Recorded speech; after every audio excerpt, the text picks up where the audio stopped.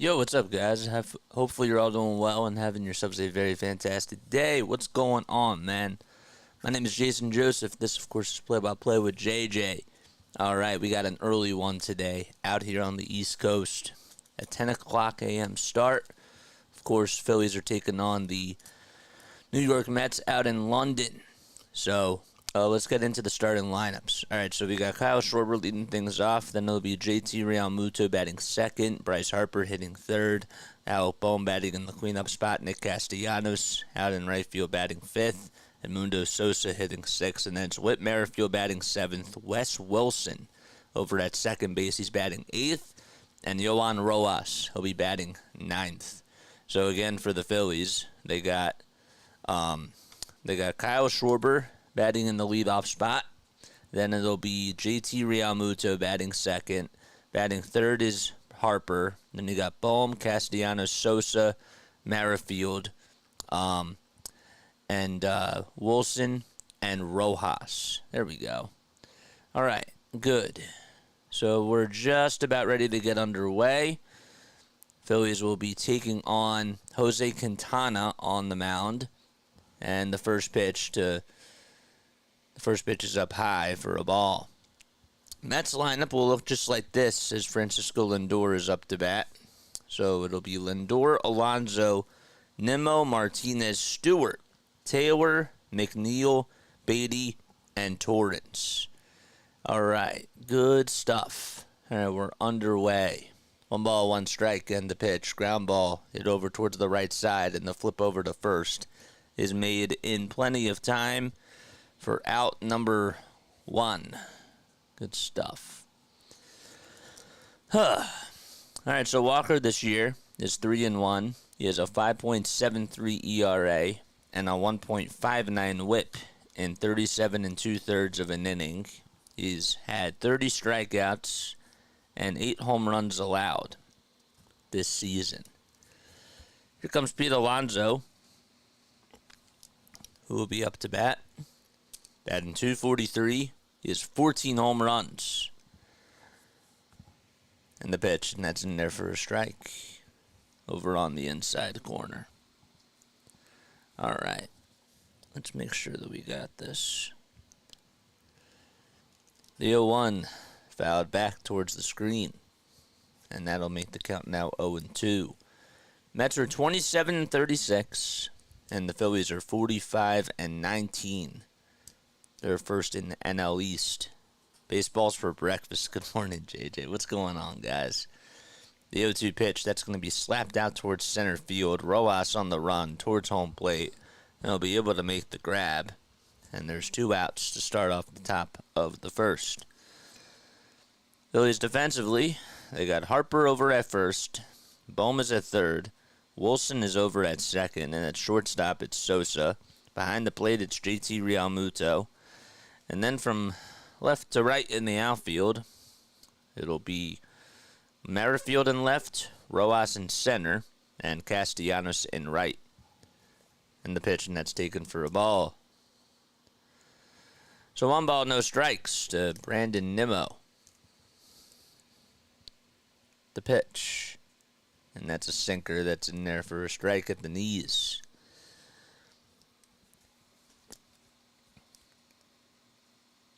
Nimmo this year batting .222. He has 7 home runs, 31 RBI, and he has 5 stolen bases. As the 1-1 is swung on and missed. 1 ball, 2 strikes, and the pitch on the inside corner called strike 3. And the inning will come to an end, so we head to the bottom of the first. And take a very, very quick step off, and I will be right back. JJ, you might need to play the horn to wake us up. Well, I can't be too loud because I have people that are over at my house, so that's why I'm also being a little bit more quiet too. All right, I'll be right back just in a few moments.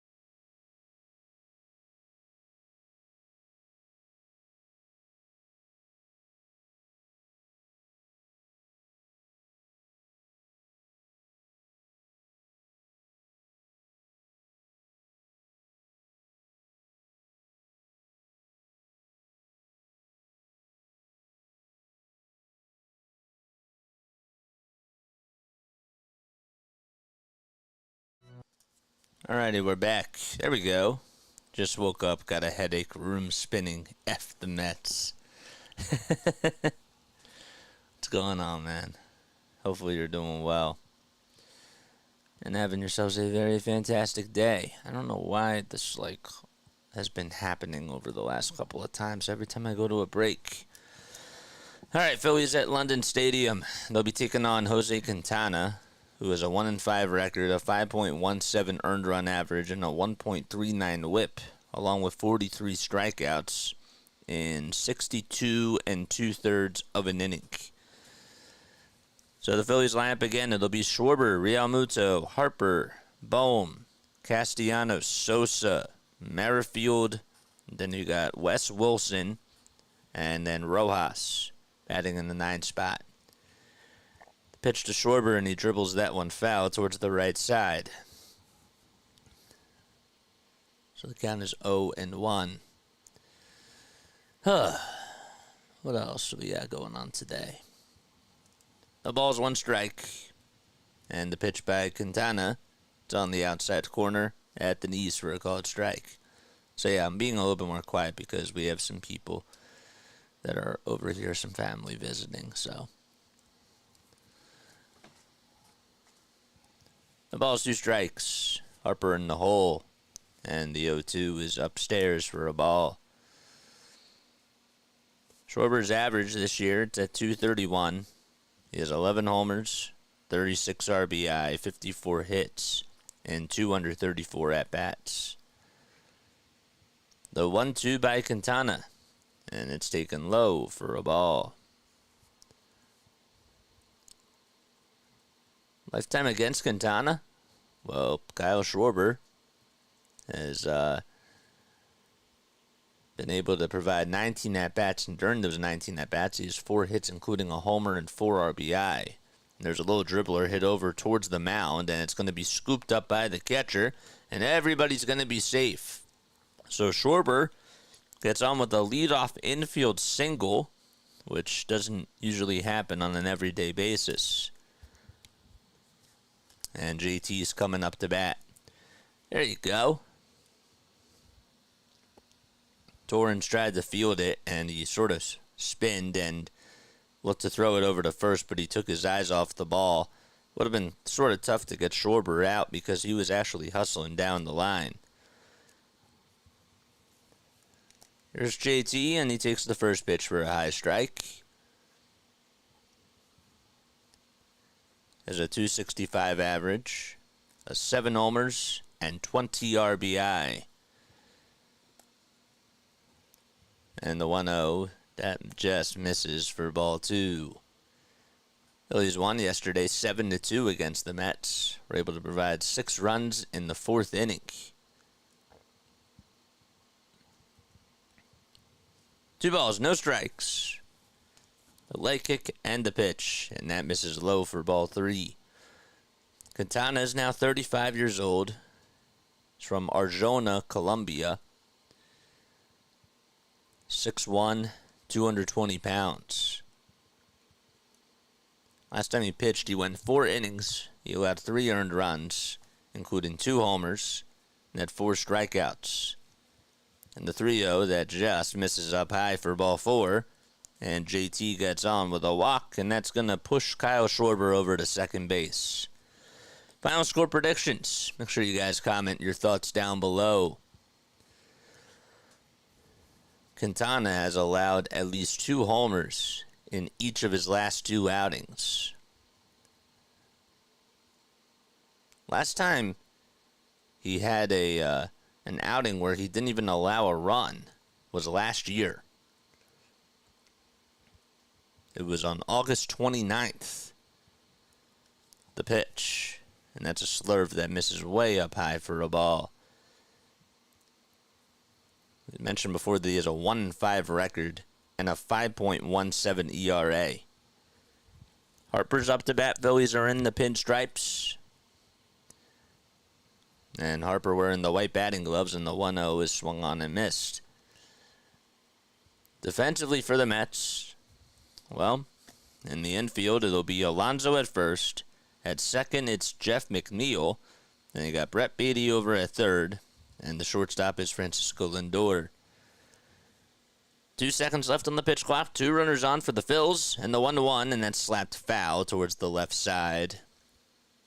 And it's a 1-2 count. In the outfield, it'll be Nimmo out in left. In center, it'll be Tyrone Taylor, and DJ Stewart is out in right field. And behind the plate, it's Luis Torrens. 1 ball, 2 strikes. 2 runners on. Nobody out in the bottom of the first inning. Quintana looks back at second, now back to the plate in the 1-2, and that's slapped foul again by Harper.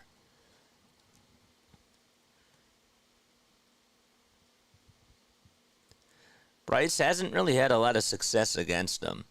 He's just hitting 176 in 17 at-bats, and he has struck out 6 times. 1 ball, 2 strikes, and the next pitch that misses low and outside for ball 2. Quintana started off his career with the White Sox, and then he went to the Cubs. So he was in Chicago for about 8 years.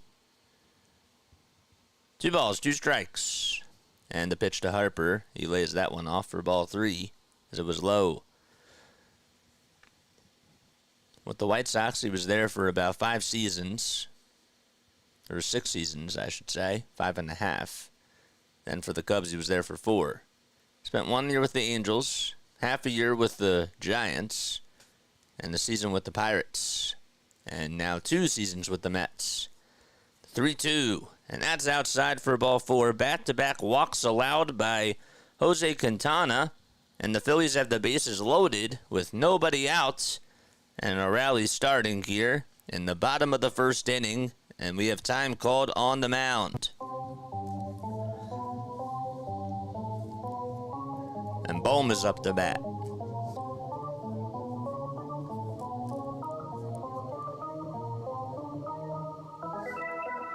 Charge.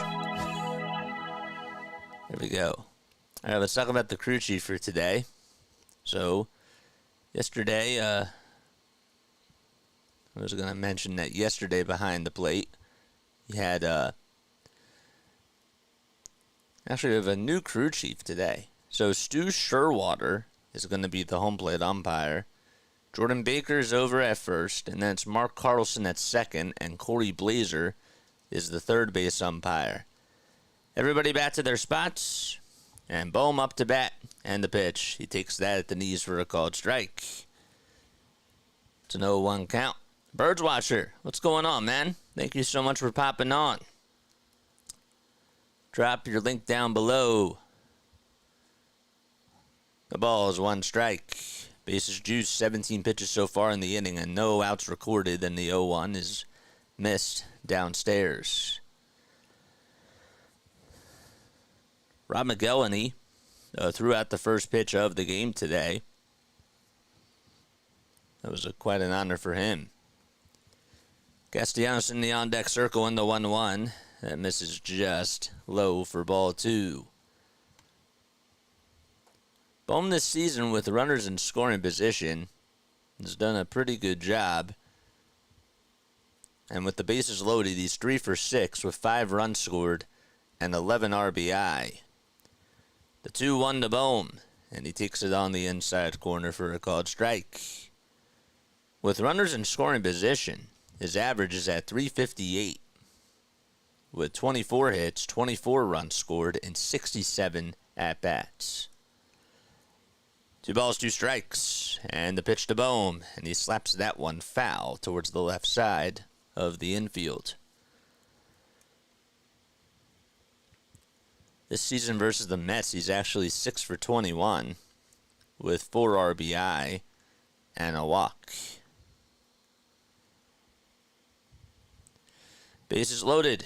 Nobody out in the bottom of the first. No score between the Phillies and the Mets in Game 2 of the London series. And the 2-2. And that's spoiled foul just behind the backstop. Bohm now 27 years old. He's 6'5", 218 pounds. He's 5th in all of baseball in RBI with 50. Amongst all third basemen, though, he's first in batting average. The 2-2 on the way. He fouls that one back. His average a couple weeks ago, or 3 weeks ago, was over 330. Now it's down to 290. Sold out crowd at London Stadium. Bases loaded, nobody out in the bottom of the first. The 8th pitch of the at-bat coming up. And here's the 2-2 by Quintana. And that's grounded over the shortstop. This could be 2. The throw over the second, there's 1. The throw to first, 2. A double play. A run does score. It's Kyle Schwarber. So no RBI. And it's a double play ground out by Alec Bohm. And Castellanos is coming up to bat. But the Phillies do get on the board and take a 1-0 lead. Well, not a good at bat. But the job is done. A blessing and a curse. So now it's Castellanos who comes up to bat. And he takes it outside for a ball. Well, I just wanted to say that Schwarber, last time the Phillies had bases loaded, 2 runners on, Schwarber grounded into a double play. And then Castellanos hit a 2-run homer. That was against the Brewers. Let's see what he does here. Swung on, grounded, over towards the first base side. Alonso picks it up, flips it back over to Quintana, and the inning does come to an end. The Phillies do get 1 run, though, on the double play. Ground out by Alec Bohm. At least Schwarber did come in to score. No RBI. And we head to the top of the second. There we go. All right. Good stuff. We should have had more. Well, we got 1. And I agree with you. Maybe because I woke up today. I'm being a little bit nice. Not a good start. Well, we got a run. Yeah, I know we could have gotten more. But we'll see. Let's see what happens. It's only the first inning. Yeah, I know. People were like, oh, well, the Phillies aren't going to score a lot of runs yesterday. And guess what? It took them 1 inning. I've been saying all year long, okay, the offense maybe has not been producing at the rate that we've wanted it to. But if they just take an inning and they put up 6 runs, that's enough. They can do that. Let's go to the other scores. All right, so at 1:05 p.m., the Giants will be taking on the Rangers.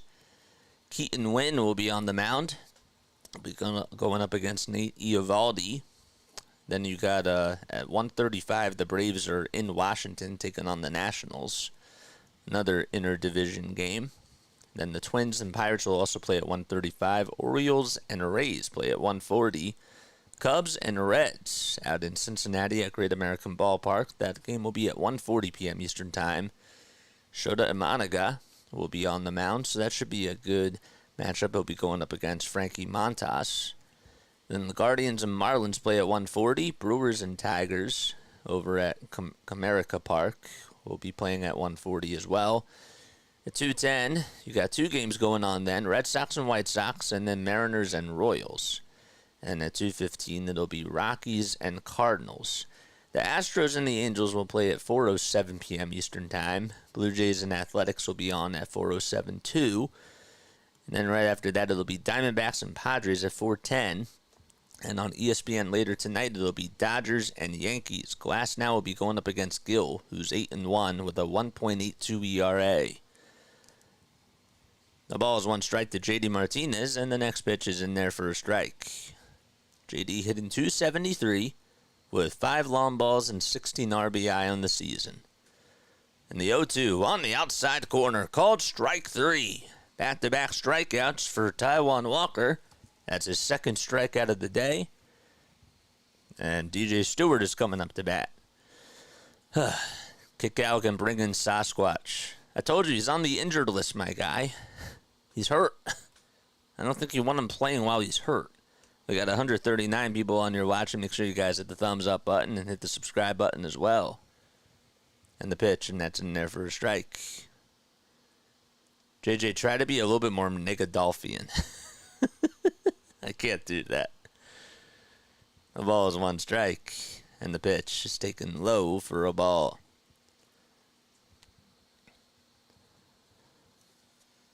My cousin Brigitte is at the game. Shout out to Brigitte, David, and Sarah, and Raquel, and Joseph as well.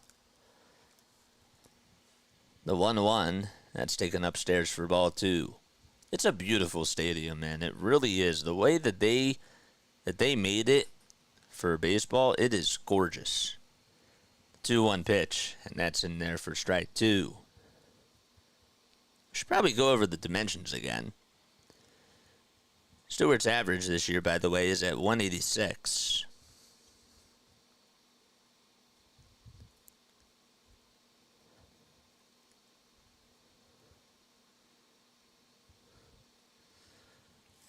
The 2-2 pitch, and that's at the knees for a called third strike. Man, oh man, Taijuan Walker, his 3rd strikeout in a row.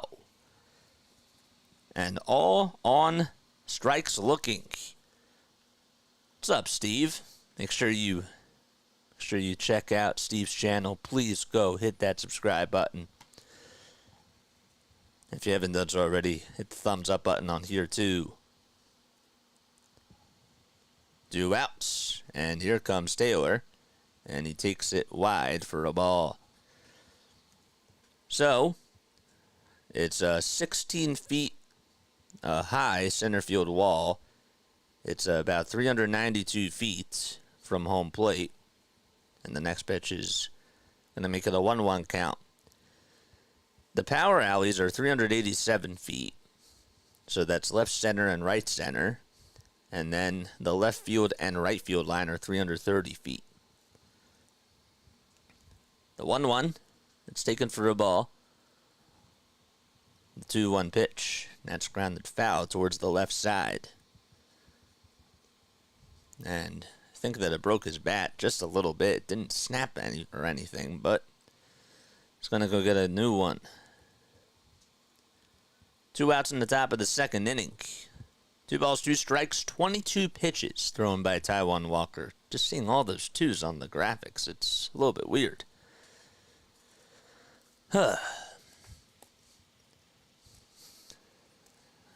And Taylor's going to get a new bat, and he'll step back into the batter's box on the right side of the plate.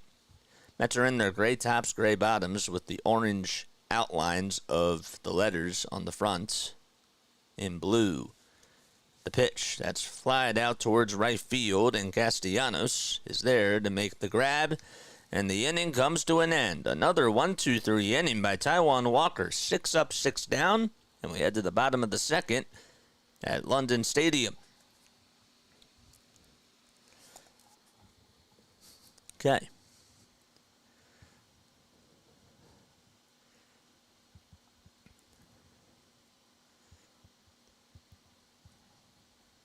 So London Stadium opened on May 5th of 2012.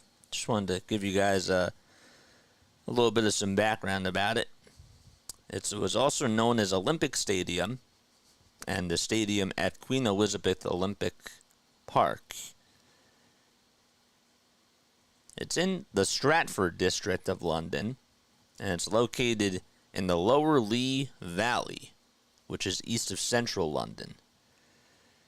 So it opened in 2012. So it broke ground on May 22nd of 2008, and it was built from the 22nd of 2008 till March 29th of 2011. It nearly took them 3 years to build it, and it ended up opening on May 5th of 2012. So the cost of the stadium was 486 million euros, which in today it's 852 million in 2024 pounds. And the capacity, it's 62,500 regulated, the seated capacity is 68,013. And when they open it up for concerts, it's about 80,000. So that's a lot of people. That's like taking two baseball stadiums with their capacity that they have. Baseball stadium on average of capacity is about, 45,000? So that's close to almost two full baseball stadiums. That's how huge it is.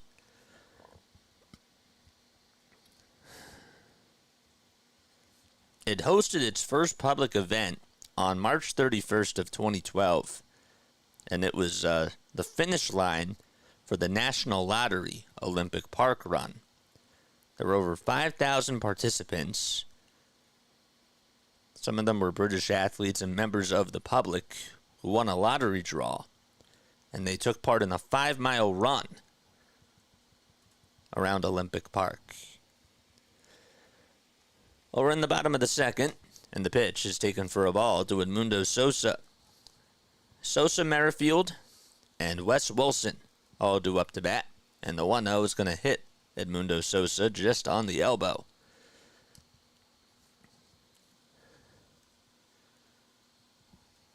So Sosa gets hit by a pitch, and he'll be rewarded first base.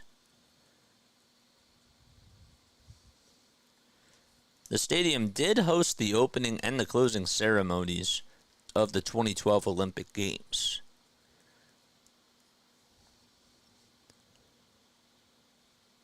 And it also did that for the Paralympics as well. There's Trey Turner. He was taking batting practice today. Showing a replay of him.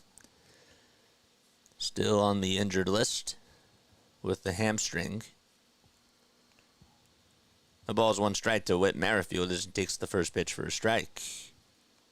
Quintana still on the bump, and the 0-1 is taken on the outside edge of the plate for strike 2.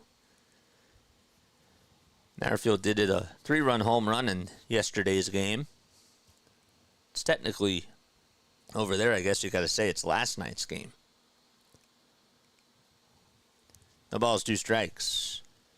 And the 0-2 pitch slapped foul towards the right side. I mean, you wonder, like, how do they keep the area so clean even when, like, there aren't sporting events over there? I mean, I know that they have concerts and stuff, but 80,000 for capacity, you know? It took them forever to build this and make it into a baseball stadium. Throw back to first, not in time. Got to keep your eye on Edmundo Sosa. Merrifield's average at 174. That was his 3rd homer that he hit yesterday. And the 0-2 misses low and outside for a ball.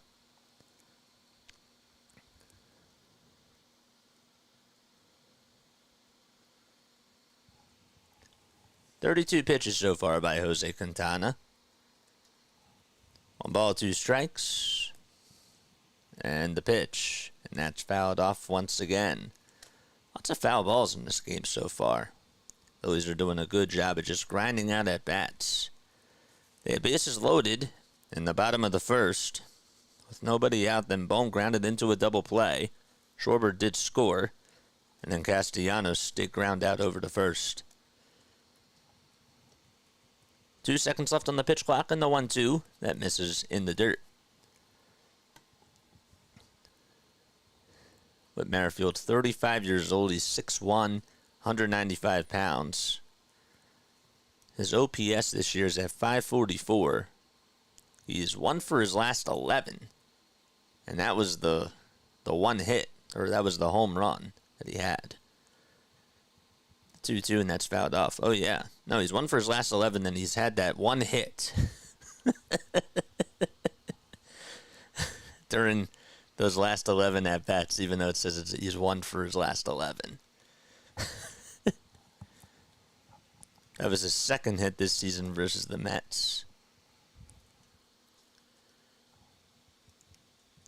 The 2-2 pitch to Merrifield, and he grounds this one over to shortstop. This could be 2. The throw to second, there's 1, and the throw to first, another double play. The 2nd double play of the day, hit into by the Phillies. Quintana does throw a lot of ground balls.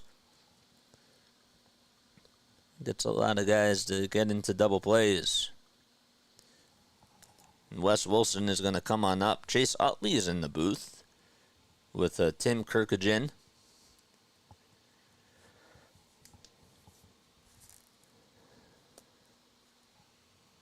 2 outs in the bottom of the second. And here comes Wes Wilson. Takes a ball way outside. Wilson, if you remember last year, when Michael Lorenzen threw the no-hitter, a couple other things happened that day, including Wes Wilson's first Major League home run. And the 1-0 is going to be flied out towards the right field side. It's in foul ground, and there to make the catch is DJ Stewart in foul territory for out number 3. So the Phillies go down, and we head to the top of the third. 1-0 Philadelphia.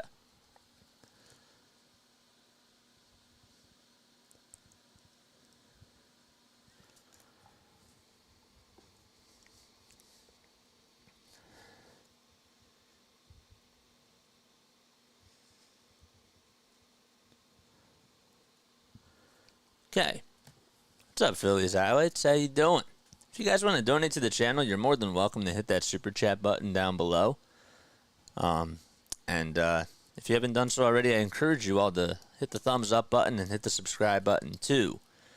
And that way you'll know when we go live for a Phillies, a Sixers, or an Eagles game. We also provide some video content on here as well. The grind don't stop, man. It really don't stop. Any more final score predictions? My final score prediction today is going to be 5-2 Phillies.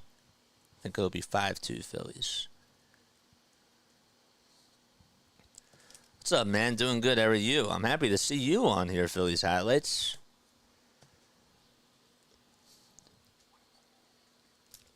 Six to 1 Phillies. 6-1 Phillies. That sounds good. We got 2 cups of water today. One does not have ice, and the other one does. Which one's better for the throat? The one without the ice. Which one am I going to drink? The one with the ice.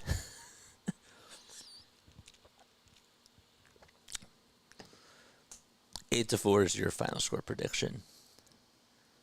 All right. Who's saying? Am I saying that correctly? 3-12 in 12 innings. I hope it doesn't go to 12 innings because I gotta finish packing up. Going away with the fam. So we're leaving about, I want to say like an hour and a half after hopefully the game is over, if it's over at 1. Can't wear green. I can't wear green on here because of the green screen. I'm always around. I have a few different accounts you may have heard of. Oh, I see you always on here. I'm going to sneeze. I'm going to try to hold it in. I think I did. I don't know how I do that sometimes. It's probably not healthy. But it just happened. No balls, 1 strike to Jeff McNeil as they just came back from the break. And the pitch way up high for a ball. Try to get to 2830 subscribers. Need 13 more to get to that point. 1 ball, 1 strike, and the 1-1 misses downstairs. It was a splitter at 85. Walker has retired the first 6 batters that he has faced. And he has not done that this season. If you can believe that. 2-1, ground ball, hit back up the middle. Backhanded. And the throw over to first is in time by Wes Wilson.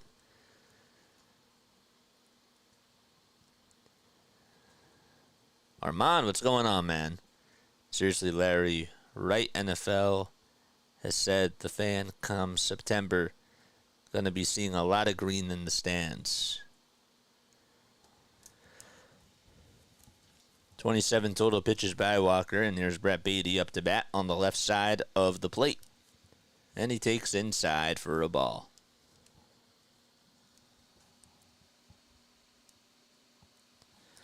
Luis Torrens is up next. The pitch. Low and in for a ball.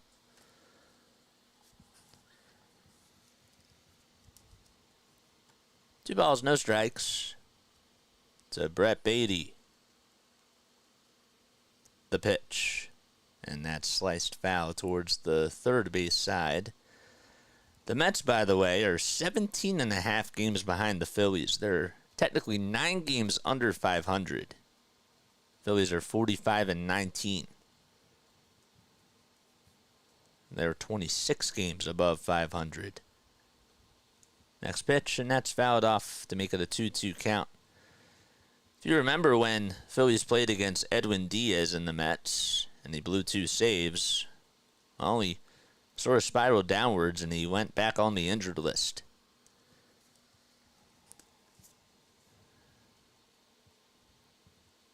Two balls, 2 strikes. And the 2-2 on the way, and that's just fouled off.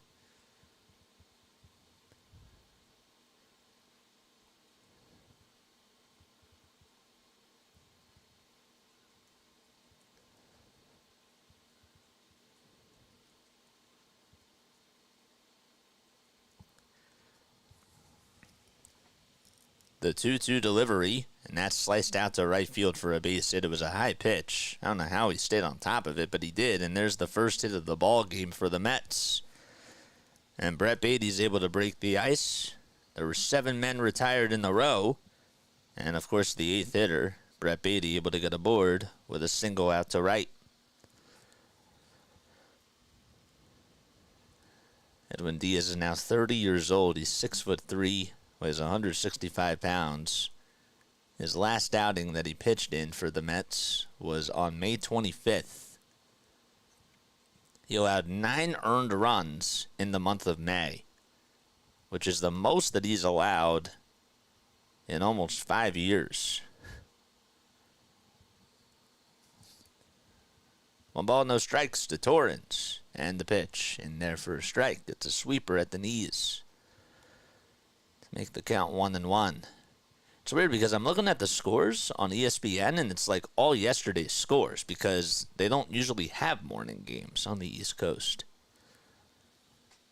So I sort of have to like refresh the page. The 1-1, and that's sent out to deep center field. Rojas goes back towards the track, and he just has enough room to make the catch. It just shy of the wall. Man, oh man, that almost got out. And Torrens almost made it a 2-1 ball game, but he was just a little bit out in front of it. And Rojas tracked it down perfectly for the second out.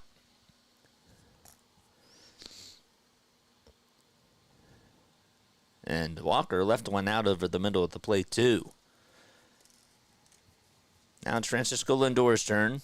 Batting on the left side, switch hitter. And he takes the strike at the dish. It was a curveball at 75. That curveball today has looked really solid from Walker. Hasn't really been able to locate those pitches properly in past outings. 0-1 is the count. And the pitch. And that just misses. He could have gotten the call, but it's just what you call a pitch that could have gone either way. Well, he's still on the broadcast, the MLB ambassador in Europe for Major League Baseball. The pitch on the inside corner for strike 2. Lindor's OPS is at 720. His average at 238.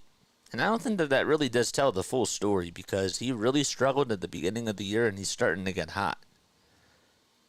The 1-2 pitch. He sends this one out towards shallow center field. Rojas comes jogging in towards second base, and he's there to make the grab. And he tried to toss it over to Sosa as he was running in towards the dugout. Sosa sort of dropped it, and they shared some laughs, and the inning comes to an end. No runs, 1 hit.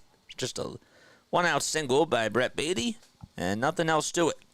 We've played 2.5 so far, and we head to the bottom of the third. 1-0 Phillies.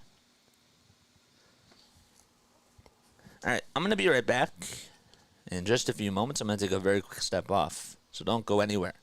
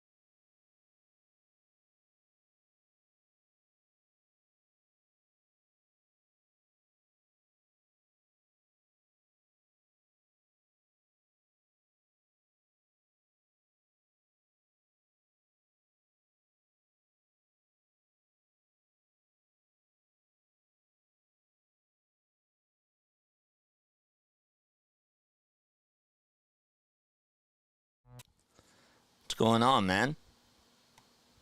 Yeah, Michael K is in the booth. Can you believe that Michael K is doing the game, the play-by-play out in London? Well, I'm sure he's getting paid for that. We're doing the play-by-play over here, out in South Jersey. RC's here. What's up, RC? How you doing, man? Shout out to you for coming on. What's going on, bro? And again, we're being a little bit more quiet because I got some family over here, and we're going to be heading out to Brigantine a little bit later today, and I will be away for the next 3 days. Phillies are off tomorrow, so you don't have to worry about that. But on Tuesday and Wednesday, I will not be doing the games, and depending on what happens Thursday, I have to see when we're going to come back and how traffic is going. So may not be able to do Thursday either. Thursday's a question mark. So I'm RC too. What's up, Ars? What's up, Rico? How you doing, man? Here's Yohan Rojas, and the first pitch is grounded back up the middle. It's played on the short hop by Francisco Lindor. He charges over to first, and there's one out recorded in the bottom of the third on the first pitch. So Walker going up against Jose Quintana. This is Quintana's third frame that he has provided. Both teams with just one hit today. Phillies had the bases loaded in the bottom of the first with nobody out. And the hit was not really hit that hard.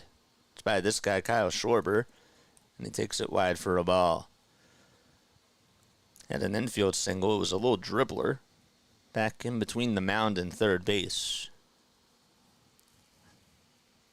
The 1-0 pitch. And that's at the knees for a strike. It was a changeup thrown by Quintana.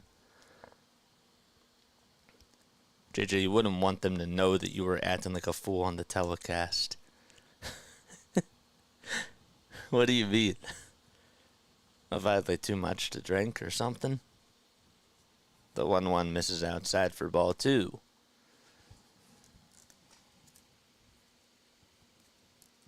Well, I'm not saying that. I'm just saying that, 2-1 pitch, and Schwarber slices this one out to right field. That's going to drop in for a hit. Takes about 2 bounces in front of DJ Stewart, and Schwarber with his second hit of the ball game, and it's a single out to right field. So 1-out single, and JT is up to bat. I don't like to rush myself, I think we're coming home early that day, but, I have to set everything up, right? I got to get myself into the mental mindset of calling the game again. And so that's why I'm just going to wait and see how it goes. And then if we do it, we do it. Here's JT, and the pitch just inside for a ball. The turf is like a trampoline. That's what they said yesterday. Was that Adam Amin? The 1-0 is taken outside for ball 2, or was that Scott Fransky that said that?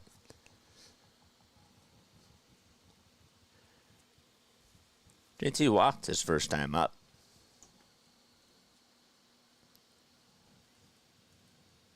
The 2-0 pitch, and he lines this one out over to right field. It's sharply, but right at DJ Stewart. He doesn't even have to flinch. And out number 2 is made.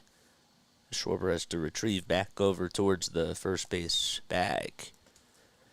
We got 181 people tuning in. Make sure we get 181 likes on here. Hit the thumbs up button and hit the subscribe button as well. 46 total pitches by Jose Quintana in 2 2/3 of an inning. Last time he pitched against the Phillies, he went 5 1/3, gave up 2 earned runs and 4 strikeouts. And here's Bryce Harper. 3 seconds left on the pitch clock. Harper's up to bat with the white batting gloves. And the pitch to Bryce takes it for a strike at the knees at 91 miles per hour. Make the count 0-1. Before the 2 walks allowed, Quintana allowed 3 walks in his last outing. The 0-1 to Harper, and he grounds that one foul. It actually hit his foot. But I bring that up because he had 3 straight outings in a row where he hadn't allowed a walk before the outing in June. 0-2 to Bryce Harper. He also walked his first time at the plate. And the pitch to Bryce, and he'll spoil that one foul too.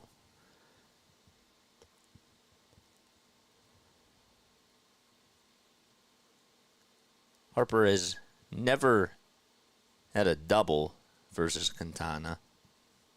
A 176 average and 6 strikeouts in 17 at-bats coming into today. Harper took a step out of the box, and he'll take a step back in on the left side of the dish. The 50th pitch coming up by Quintana as he gets set just at the belt and delivers from the stretch, and that's fouled off once again on the slurve at 78. We've got all the play-by-play that we need right here, that's for sure. May not get it for the next, or 2 of the next 3 days, but you get it here for now.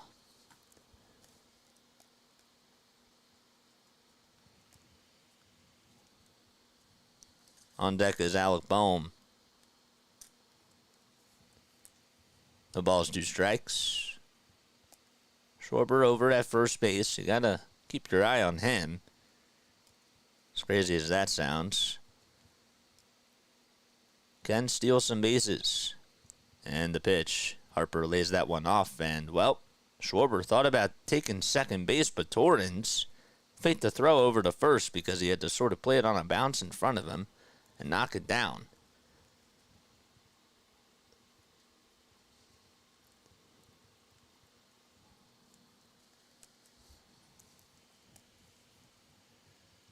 Infield playing back, aligned over towards the right side, and rightfully so against Bryce Harper, who takes the 1-2 and just lays that one off in the dirt once again for ball 2.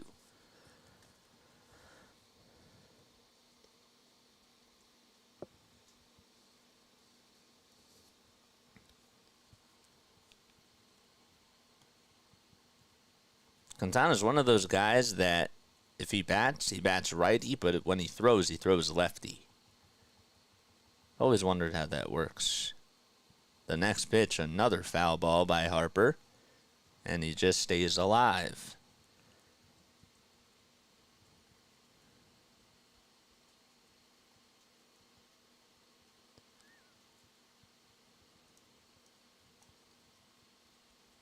Harper this year,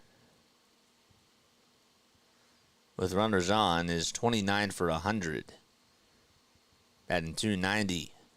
And the 2-2 on the way, swing and a miss. He strikes out on the pitch that was outside, and the side is retired. No runs, 1 hit, 1 man left. We've played 3 innings and head to the top of the 4th. Phillies lead it 1-0 at London Stadium. It's not always sunny in Philadelphia. Well, they're not playing in Philadelphia. They're playing at London Stadium. So that's what happens. London borrowed our baseball team, and we borrowed their rainy weather, says Foxy. What's up, Foxy? 201 people tuning in. Make sure you guys hit the thumbs up button and hit the subscribe button as well. And turn on those notification bell icons, and that way you'll know when we go live for a Phillies, a Sixers, or an Eagles game. We also do a video podcast on here as well. We'll have some content coming out for you within the next couple of days while we are away. Don't you worry about that. Have some cool things that I kind of wanted to talk about. No, Larry, it's sunny. As we go to the top of the 4th, okay, I wanted to raise this question because I think it's an interesting one, okay? So we have, I don't know if we have a lot of WNBA fans on here. I'm a fan of the WNBA, and I'm a fan of other sports on here too. Do we think? Do we have like a consensus opinion that Caitlin Clark is is good for the WNBA in regards to just marketing their sport? I want to kind of get your thoughts about that because it seems like that more and more networks are talking about the WNBA, which I've always felt like that they should have, even from the start. But do you think that Caitlin Clark is giving the WNBA more marketability, if that's the right word? Do you think that she's benefiting the WNBA when it comes to just their marketing? Any talent is a good league. Yeah, I agree. I agree with that. She's been really talked a lot about in the news. And people have obviously brought up the fact, well, she's not on the Olympic team. And I'm just curious, like, what your thoughts are about that. The WNBA has a lot of shifts going on. They have a lot of shifts going on. Yes, they do. She was born a man. Well, I think you mean that as a compliment, that she's really taken over her sport. And she is. I think she's great for the game. I do. The pitch, and that's in there for a strike.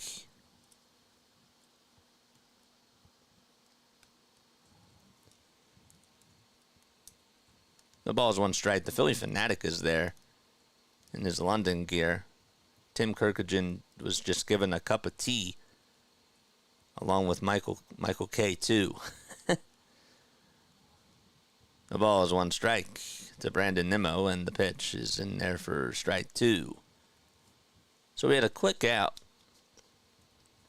to start off the top of the 4th.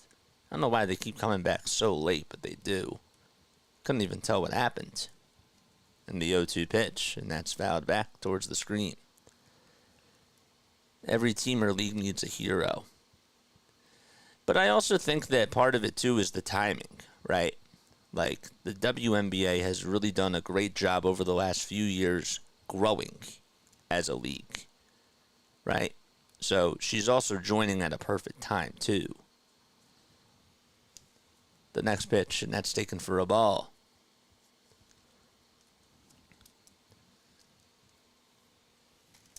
One ball, 2 strikes, and the next pitch is taken way outside for ball 2. I don't envy the person. Who would we? I missed that. 2-2 pitch on the outside corner, called strike 3 at the knees. It was a cutter at 87 miles per hour, and there's Taijuan Walker's 4th strikeout of the day.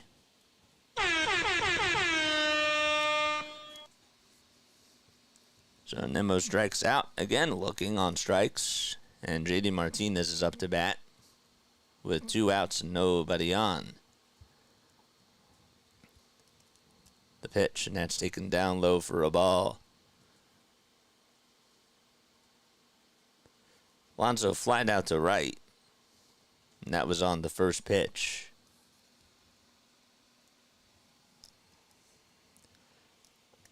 The pitch on the outside edge of the plate for a strike.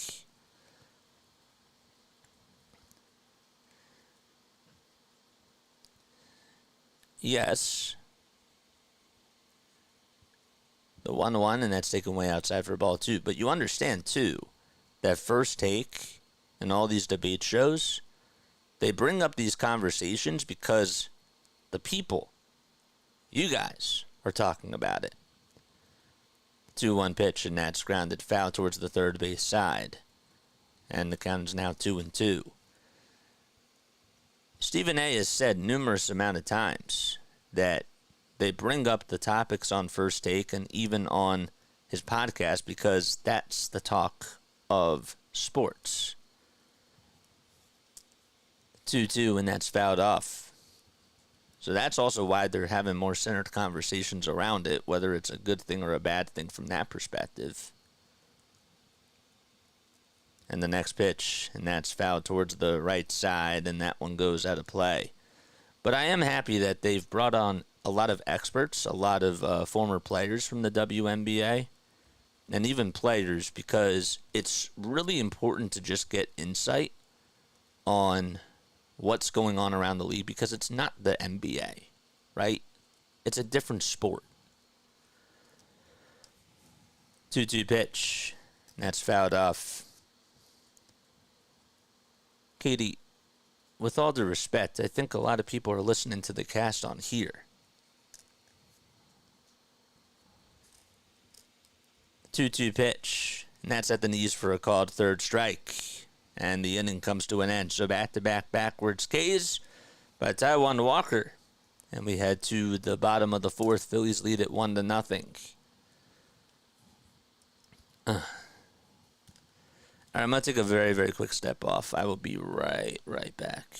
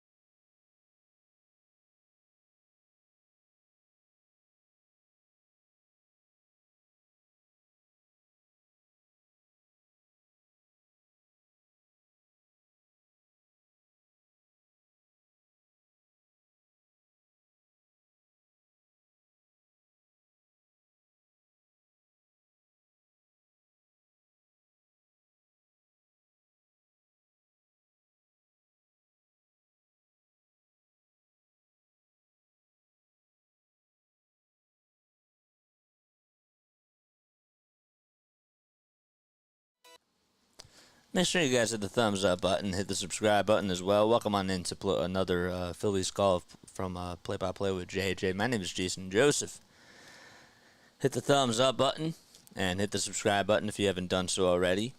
And of course, if you guys want to donate to the channel, you're absolutely more than welcome to do so. You're more than welcome to just hit the super chat button, which is right next to the live chat. And if you want to give back to the channel, you're more than welcome to doing so. All right, we head to the bottom of the fourth. Phillies lead at 1-0, thanks to a run that scored on the double play ground out from Alec Bohm. And speaking of Bohm, he's going to lead off the inning. And he takes the first pitch just inside for a ball. According to ESPN, the win probability for the Phillies is now at 71%. Even though we're still early on in the game, we're in the bottom of the fourth. And the 1-0 pitch by Quintana. And that was a little bit outside, but it's a called strike. Hard to believe it, but Bohm's average now at 289. Just continues to drop. Stu Sherwater is the home plate umpire, and the 1-1 is fouled back towards the screen. I think Clark has brought more eyeballs to the WNBA, and people are discovering it is a different game than the NBA. Yeah, I kind of agree to an extent. 2 seconds left on the pitch clock, and the 1-2 pitch is a breaking ball that's in the dirt for ball 2.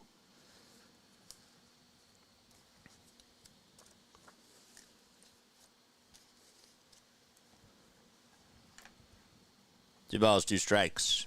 But Angel Reese has really brought a lot of eyeballs too. It's not even just Caitlin. And the 2-2 pitch, and that's fouled back.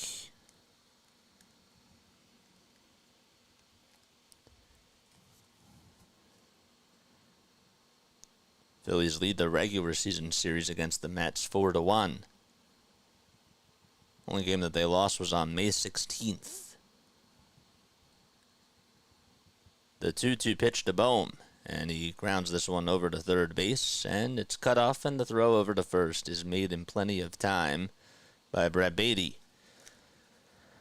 Hasn't had a whole lot of action over there at third. But Beatty able to make a nice play there.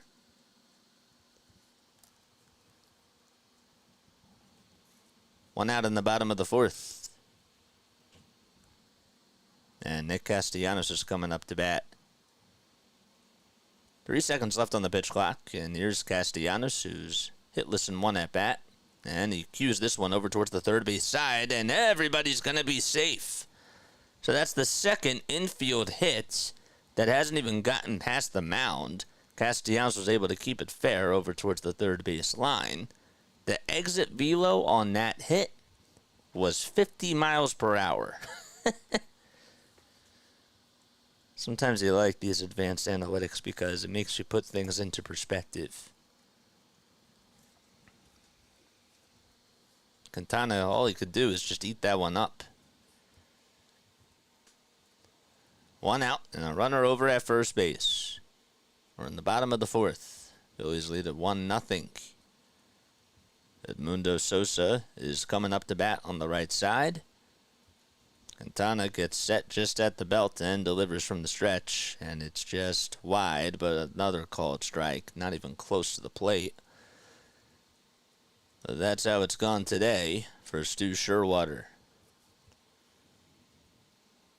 0-1 is the count. Castellanos leads off over at first base. Keep your eyes on him.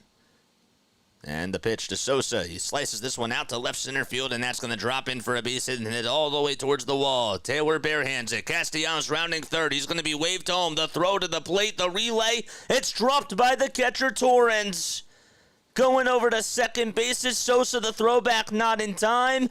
And it's an RBI double for Philadelphia. Edmundo Sosa comes through. That was a heck of a relay to the plate by Lindor, but Torrens dropped it.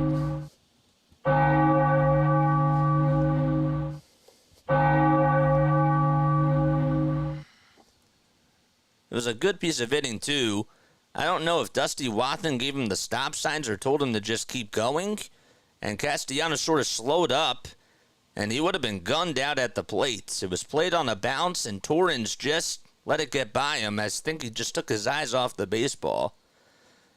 And here's Whit Merrifield. So a runner over at second on the RBI double by Sosa. And Merrifield fouls off the first pitch.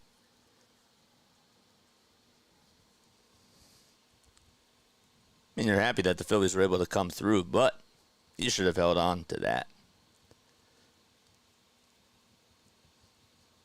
The ball is one strike to Whit Merrifield. And the pitch, and he'll slice this one out to right field, and that's going to drop in for a base hit. Sosa rounding third. The throw by Stewart is cut off at second by McNeil, and it's now 3-0 Philadelphia. The fourth RBI in 2 days by Whit Merrifield.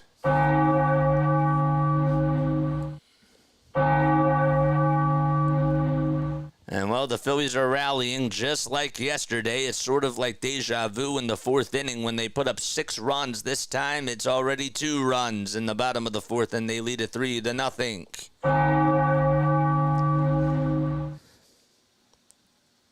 And Wes Wilson looking to join in on the parade. Let's see if he can do so here. Batting on the right side, there was 1 second left on the pitch clock, and time was called, granted by Wilson. That was his first at-bat of the season his last time up, and he ended up fouling out to right field. And the pitch is taken low for a ball. I don't think I gave my final score prediction. My final score prediction for today was going to be 6-3 Phillies.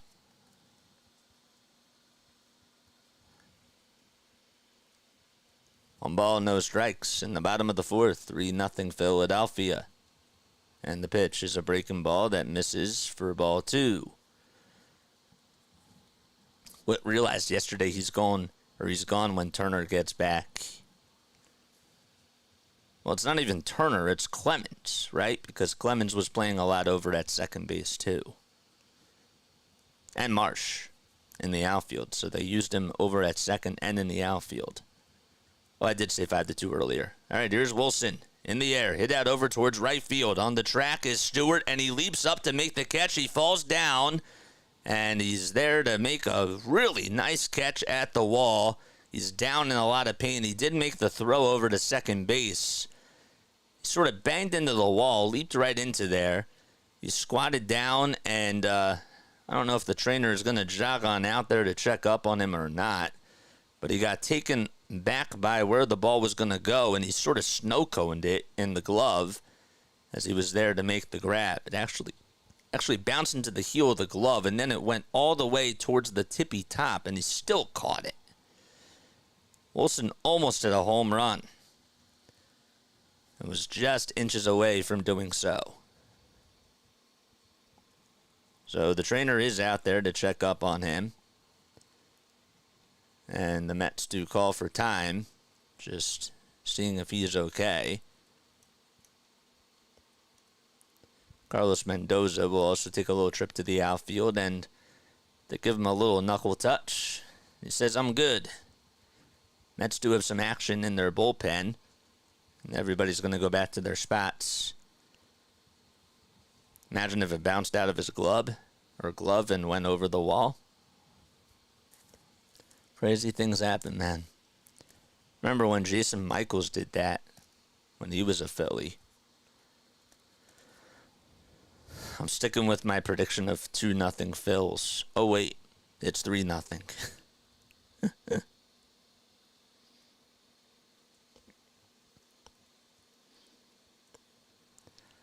I'm sort of surprised that Witt didn't tag up.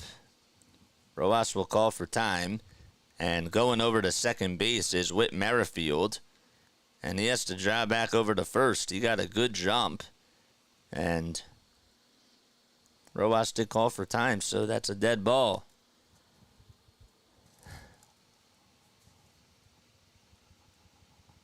That was a terrific catch by DJ Stewart.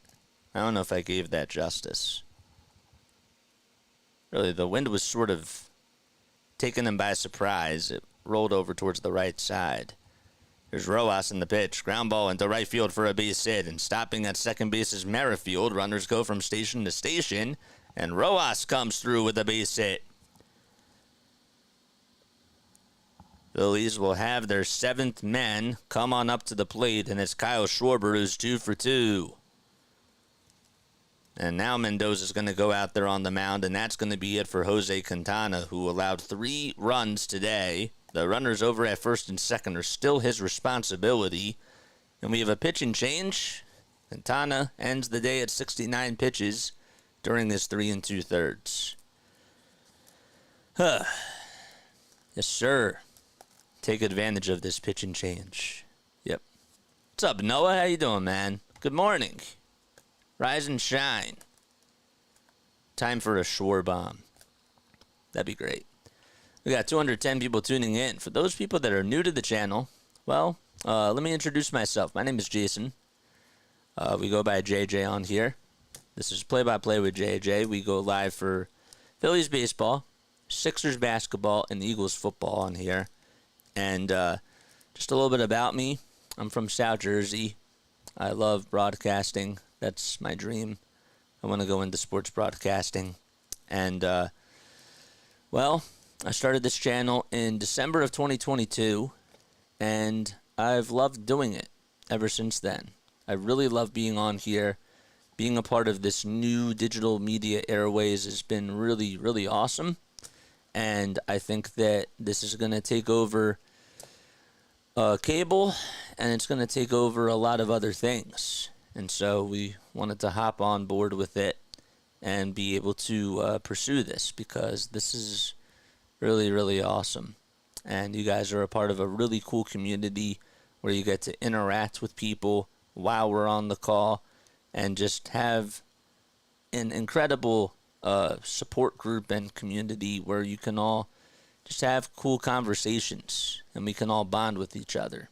So just hit the thumbs up button if you can, and Hit the subscribe button, too, if you haven't done so already. Did we see Jason Worth on TV yesterday? I did not see Jason Worth on TV during the game yesterday. Mavs or Boston tonight? There's a way to change up the conversation. I'm gonna go with the Mavs tonight. I think that they split in Boston, and then they split again in Dallas. It's gonna go to 6 games. I do believe that. The pitch on the way to Schwarber, and that's taken outside for a ball. Danny Young is pitching for the Mets. He has a 1.23 earned run average in just 7 1/3 of an inning. 1 ball, no strikes, and the pitch, and that's taken wide for a ball. Worth owns the horse that won the Belmont yesterday. I did see that. He also has a son, too. Is his son a part of the draft this year? I think he is. 2-0, and that misses wide for ball 3. 3 total pitches, and, well, can't find the strike zone here. Young, the left-hander, is 30 years old, and the 3-0 pitch is way inside, and that's going to load the bases for the second time today. And JT Realmuto is coming up to bat. So let's get this straightened out. Merrifield's over at third, Rojas is at second, and Schwarber is at first. Did I miss a question? I'm so sorry, Serena. Yeah, it's a lot when you're scrolling through a lot of text, and I'm required to give you guys the play-by-play. So don't feel offended if I don't get to your questions. The pitch, and that's taken at the knees. It looked a little bit low for a ball, but it's a called strike. Now, if you leave a super chat, I will definitely make sure that I get to your questions. Obviously. The ball is 1 strike to JT, and the pitch swing and a miss. What's up, Snowman? How you doing? Hey. Snowman prepping in for the Giants-Rangers game at 1:05. Oh, it's fine. Everyone is nice to help me understand what I'm seeing. Yeah, that's good. We also have a really cool chat on here, too. The ball's 2 strikes. Bases loaded. 2 outs in the bottom of the 4th, and the 0-2. And that's in the dirt. This game so far, it's about an hour, 14 minutes old. Lots of Phillies fans out in attendance with the pinstripes. The 1-2 pitch, swing and a miss, and JT strikes out. The Phillies today are 0 for 2 with the bases loaded. However, they get 2 more runs on an RBI double by Edmundo Sosa and an RBI single by Whit Merrifield as they send 8 men up to the plate. And we played 4. We head to the top of the 5th, 3-0 Phillies at London Field.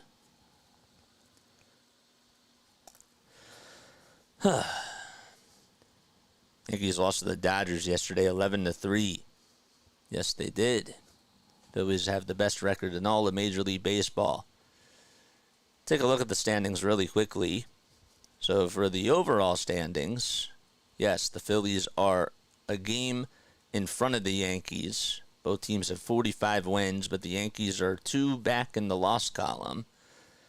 Phillies are 3.5 games above the Guardians and the Orioles, and they're 5 games in front of the LA Dodgers. Yankees have lost their last 2 games, so they're 8-2 over their last 10. And the Yankees and the Dodgers, they play later tonight. That'll be at 7 p.m. Eastern Time. That game will be on ESPN as well. Is it just me, or does JT get bad strikes called on him more than others? I think Brandon Marsh gets a lot of bad strikes called on him. But that's just me personally. JT gets some too.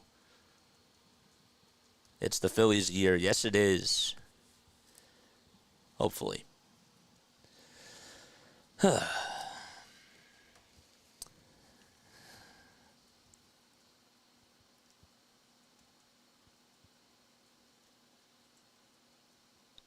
What a game so far.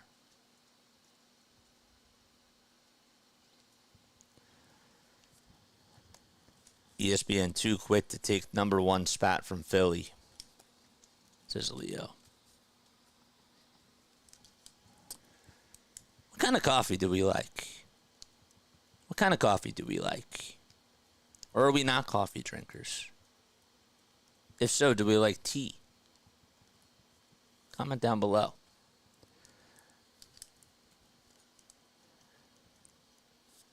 We like hot coffee. Okay. Hot coffee's good. None. You don't like coffee, says Adam. Do you drink tea? You struggling thinking about coffee? No, I'm just thinking out loud, trying to come up with some small talk. 1 ball, no strikes to Stewart, and the pitch is in there for a strike. Carlos Mendoza is being interviewed on the ESPN cast. And the 1-1 is popped up, hit out over towards shallow left center field. Sosa backpedals, turns over his right shoulder, and will snag the grab for out number 1. I'll take hot chocolate, says EM. Hot chocolate sounds good. Love the smell, hate the taste of coffee. Okay. Adam's an iced tea type of a guy. Black and bitter, says the dude. Turkish or Greek? Greek coffee? That's a thing? I didn't know that. 1 out in the top of the 5th. And the pitch to Tyrone Taylor is in there for a strike.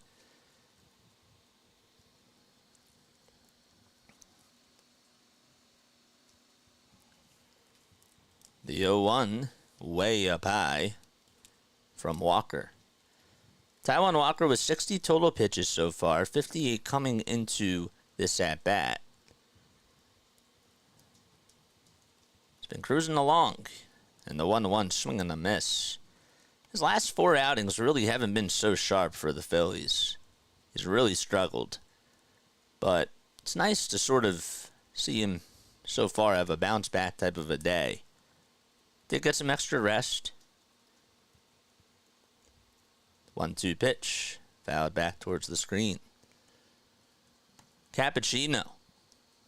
Hot or iced? Serena says, if I need to be awake, okay, and I am so tired, I drink coffee with milk. And if I'm in the mood for tea, I drink it with sugar. Next pitch. And, well, it's a 2-2 count now. Nobody a fan of black coffee? 2-2 pitch, swing and a miss. And there's the 6th strikeout on the day for Taijuan Walker. And he's been really, really sharp. He's only allowed 1 hit, too. And the Mets hitters have really felt off balance. The last time that Walker did record 6 strikeouts, he actually had 7, and it was against the Giants on May 5th. 1 ball, no strikes, as the first pitch is taken down low. That was his 2nd outing of the season. 1 ball, no strikes to Jeff McNeil. And he'll ground this one over towards the right side. Played on the bounce by Wilson. He flips it over to first. And the inning is over. Bottom of the 5th we go. Taijuan Walker with a 1-hitter through 5 innings. And the Phillies are coming back up to bat as they lead at 3-0.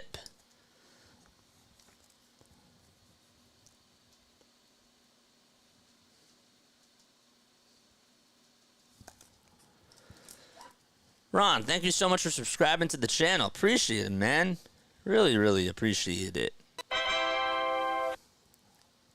Okay, Walker has gotten us into the 6th, which is what we had hoped for. He's allowed 1 hit. He's pitched pretty good today.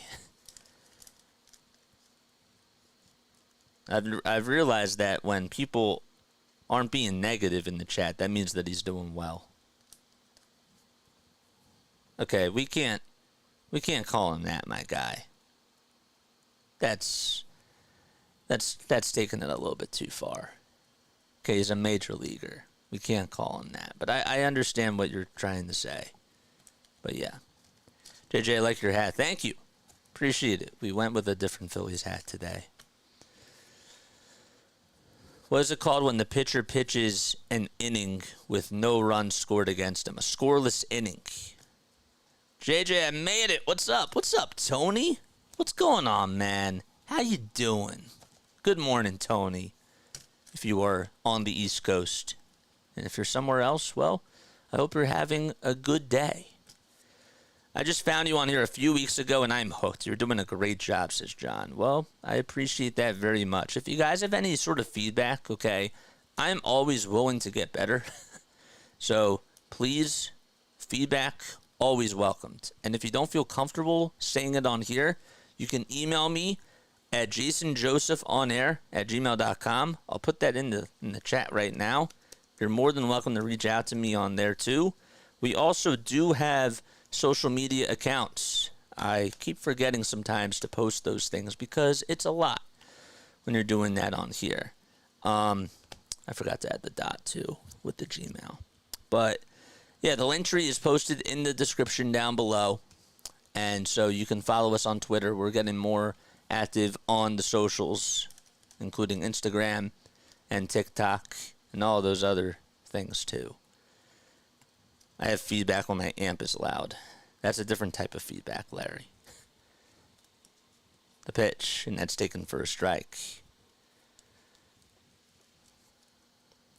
I'm amazed Walker has done as well as he's done today, but I guess it's because it's against the Mets. The ball is one strike, and the pitch is taken way inside for a ball to Bryce Harper. Harper almost had a cycle yesterday.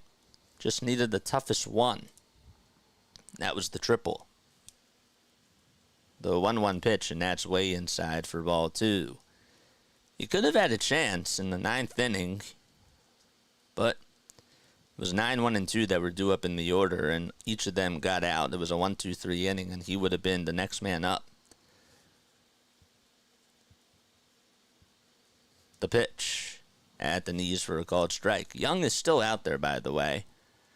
Pitching the 2nd inning of work. He has 12 pitches. Came on in relief for Quintana.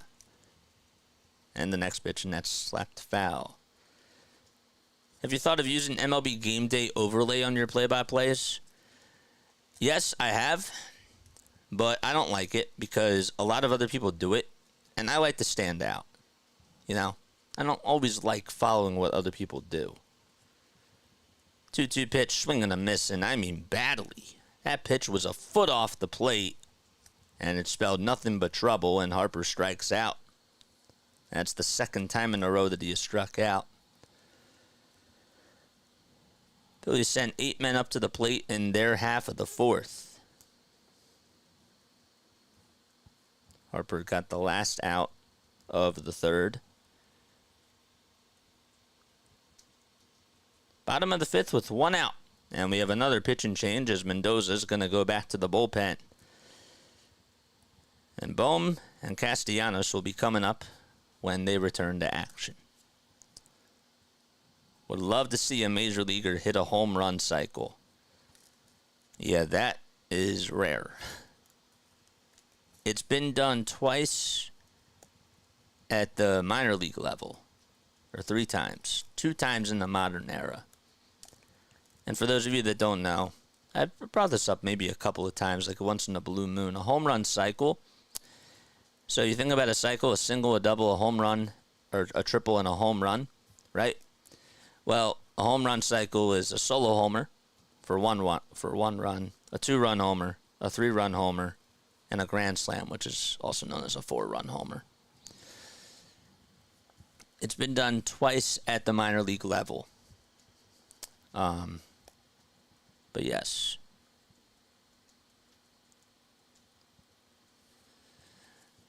MLB, Matt Kawahara, who does a really good job writing for MLB.com, just posted on Twitter, quote, that Houston Astros injury update, Kyle Tucker hopes to remain and require minimum status on the injured list.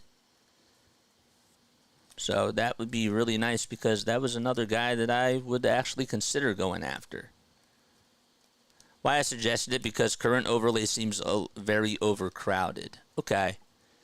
Yeah, I don't like the balls and the strikes, right? I'm not a really big fan of the balls and the strikes, but because that sort of takes me off my game, I can look into it. If other people think that that would be a good option too, then of course I'd consider it, because obviously it doesn't just impact one person. I might look into it. We'll see. I like this layout though because there's a lot of people that just have the ticker and it doesn't really have a lot of color to it. I don't like manually updating the score. It gives me an extra job to do. You know, I do like these tickers. I think that they're really cool. But yeah, I'll look into it. That's a good suggestion. 1 ball, no strikes, and the next pitch is taken for a ball. And the pitch after that is taken for ball 3. And that's the other thing, too, is that some people don't even watch, right? Like, a lot of people just tune in and they utilize it as a radio. So that's the other thing, too. 3-0 pitch, and that's taken on the outside corner for a strike. That's another reason like why I don't really play around with the setup too much. But if it does become a problem, or if other people suggest that too, yeah, for sure, I'd be open to exploring that. The 3-1 pitch, swing and a miss. Full count, bottom of the 5th. 3-0 Philadelphia. 1 out. And the pitch to Bohm, and he slices this one out towards right field for a base hit past the diving stop of Alonso. Now Bohm finally able to get out of the little skid that he was in. And he's on with a single.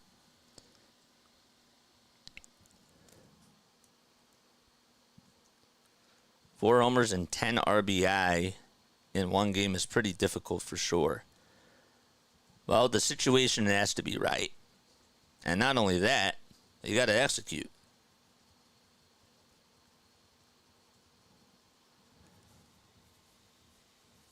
Here's Nick Castellanos, who's up to bat. And he takes the first pitch right down Broad Street for a called strike.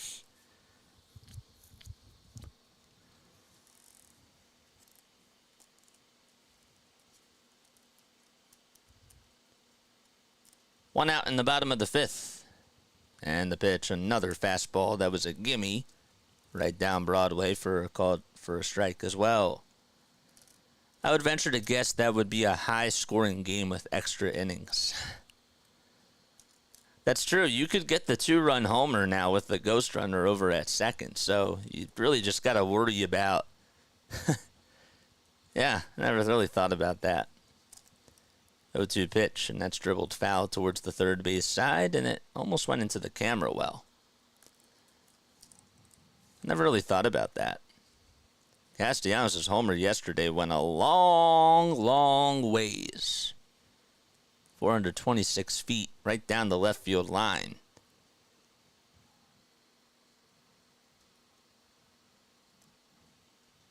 The 0-2 pitch, and that's sent out towards right center field. It's popped up, and Stewart is going to be called off by Tyrone Taylor towards the alleyway, and he'll make the catch. It's a can of corn for out number 2. Why do they give up 2 strikes if you have a foul ball? That's just the nature of the game. If it's a foul ball, it's a strike, unless there's 2 strikes. The pitch on the way, and that's in there at the knees for a strike.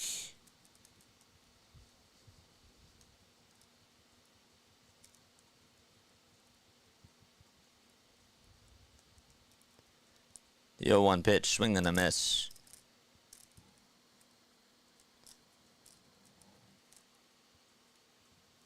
It's like in football when you catch a pass and it's out of bounds, right? It becomes another down. But if a penalty is called, then it's a penalty.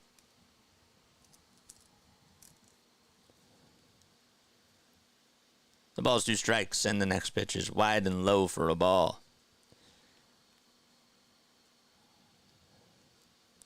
Yeah, if you bunt at the second strike and it's a foul ball, then it's a strikeout, which is confusing. I can understand that.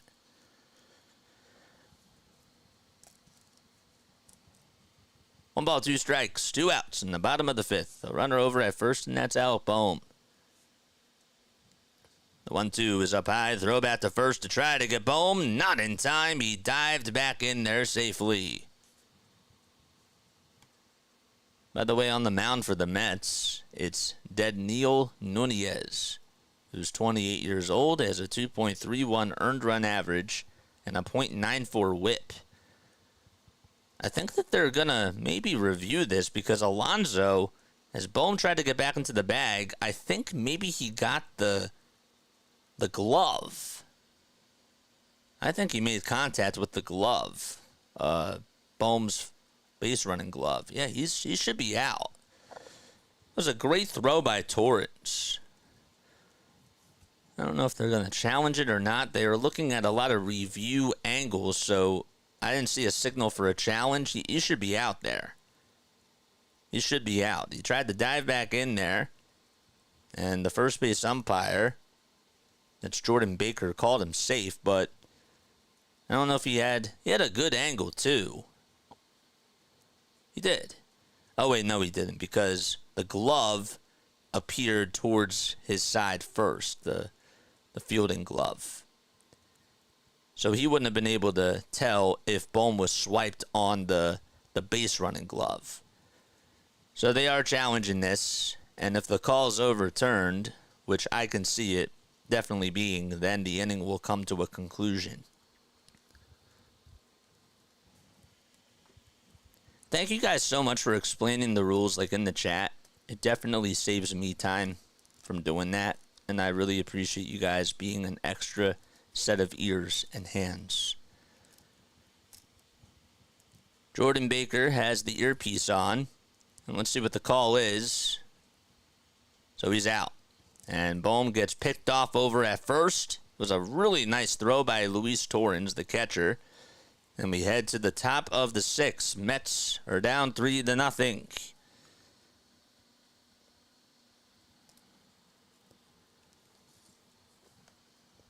Pete Rose was famous for intentionally fouling off pitches, for sure. Yep. I think it's, this is the other thing that's like really cool about it too, is that in years past, right, you couldn't really ask people that were in the community during a broadcast questions like this, and now you can do that, right, while still listening to the game. Or I could even explain things, and this is why I love what digital media is doing. And the people that are on it now that are taking advantage of it, those are the people that are really going to succeed in this business. I see it. It's clear as day. What will happen to Sosa's 2-2 count? So basically, because the inning ended, Sosa will have to lead off the bottom of the 6th. Because he didn't get the out. It was the base runner that got the out.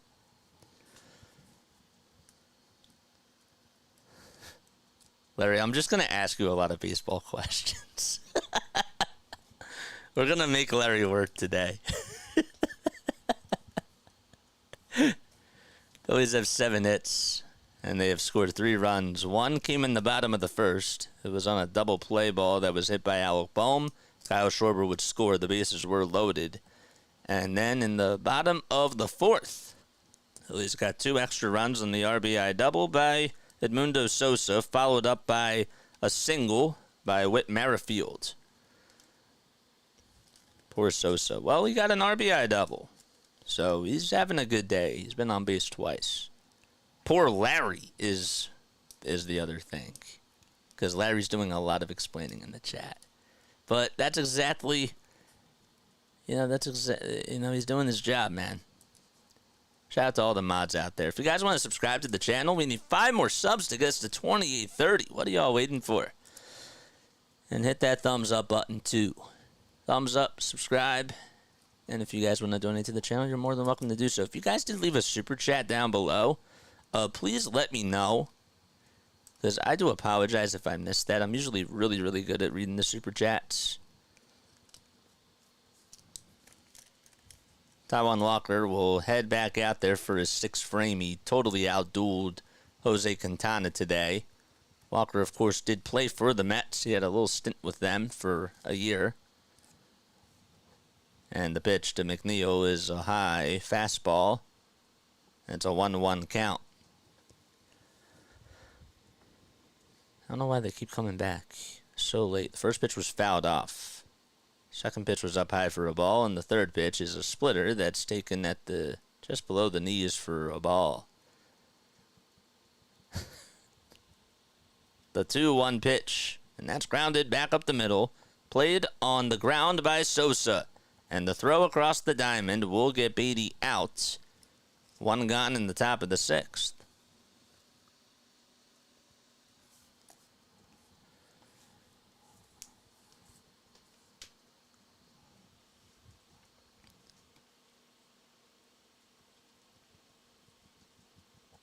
.70 pitches for Walker and 5 1/3.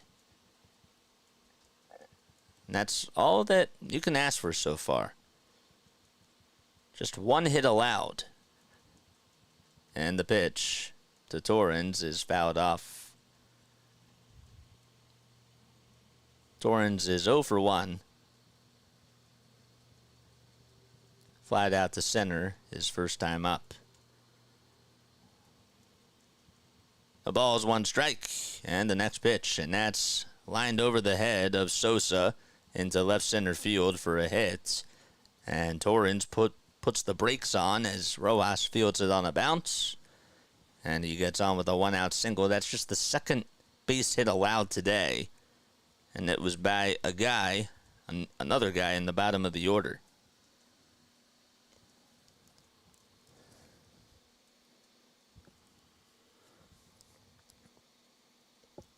Head back to the top of the order, and Francisco Lindor is up with a runner over at first, and the pitch is a curveball that's just on the outside edge for a strike.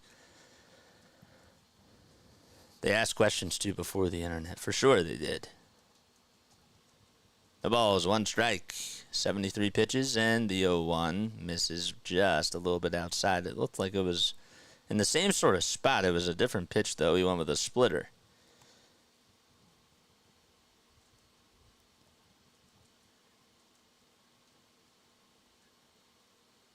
One ball, 1 strike. And the next pitch, and that's popped up. Hit out over towards the infield. The infield fly rule is applied. Wilson will make the grab towards the right side of second base. And 2 outs are made in the inning. Gregory Soto, the left-handed pitcher, is getting warmed up in the bullpen. And the Phillies, I think that they're going to go to him for the 7th. Because you have Nimmo, Martinez, Stewart, and Taylor due up.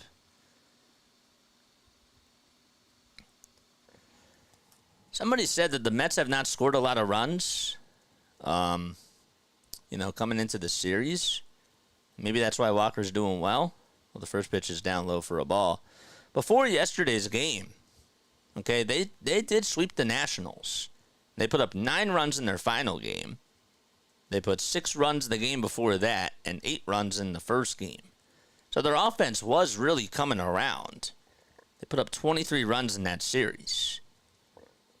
I just think that Walker's on today. The 1-0 is taken wide for ball 2.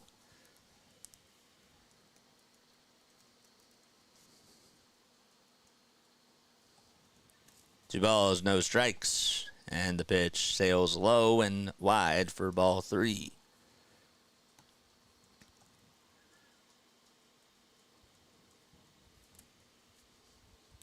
Alonso up to bat. He's 0 for 2. 3 balls, no strikes. And the next pitch is up high for ball 4. And that, I believe, is the first walk allowed by Taijuan Walker today. It is.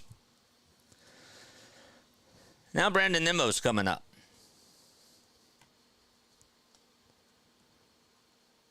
As much as I was not a fan of Rich Doobie, Taijuan Walker was the type of pitcher he liked.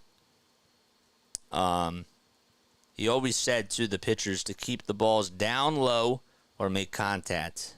That is what he's doing today. And, well, his day is done. So Rob Thompson's going to pull the plug.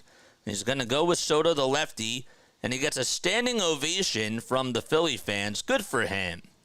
He deserves that today. He really does. And I can understand Rob pulling him right now. Nimmo coming up to the plate. I get it. So a pitch and change. That's the third pitch and change today in this game.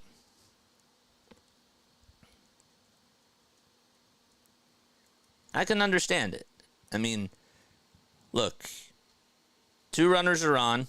We're in the 6th inning. It's a 3-0 game. You got to go with a lefty here. I'm fine with it. It's not a high leverage situation. So he's going to Soto. He's not going to Strom. He's not going to Alvarado. I'm fine with it. I think it's cool. I think that was the right move by Rob. I do.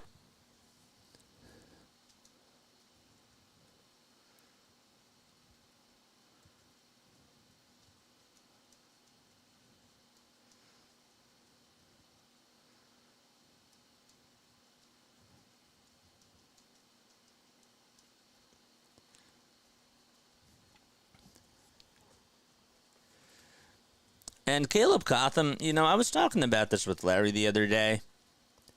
Speaking of Rich Doobie. Rich Doobie has been a great pitching coach, but I have to say, Caleb does not get enough credit. What Caleb is doing with these pitchers here has really been unbelievable. And the whole entire pitching, the whole entire, the bullpen coach and everybody else, they've really done a great job with their pitchers from top to bottom. I know that the pitchers are executing, but with what's going on behind the scenes, Caleb really has done an awesome job with working on Aaron Nola and his off-speed pitches. The knuckle curve has been really good. Ranger Suarez's off-speed pitches has been really good.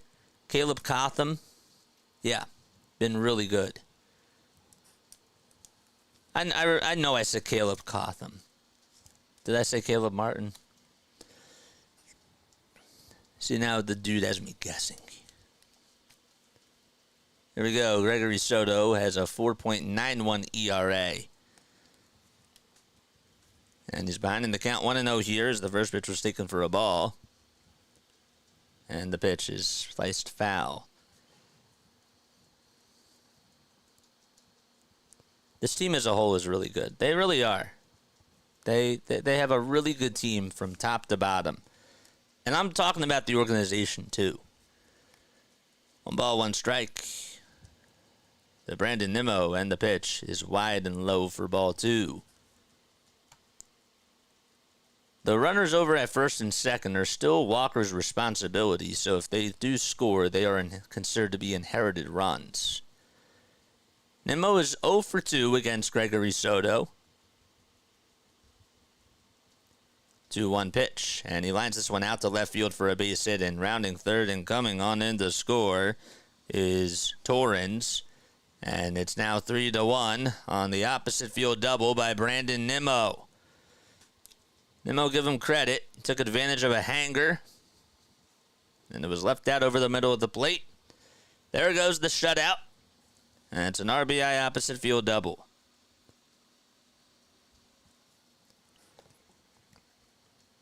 So Alonso goes over to third. That run does get charged to Taijuan Walker. And here's J.D. Martinez, and he lines this one out to left field for a base hit. 1 run will score. The tying run to the plate. The throw is not in time. And it's 3-3 on the 2-run single by J.D. Martinez as he continues to destroy the Phillies.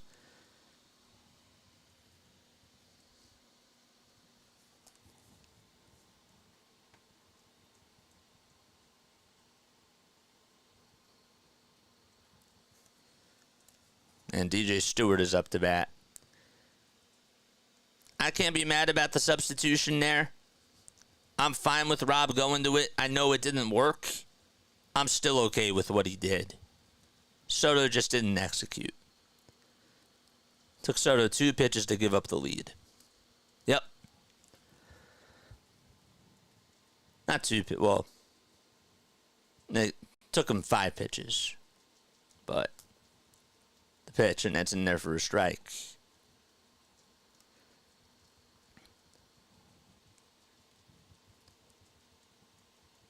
The ball is 1 strike, and the 0-1 swing and a miss. And the Mets fans over at London Stadium, they're all standing up, and they're riled up. The ball is 2 strikes.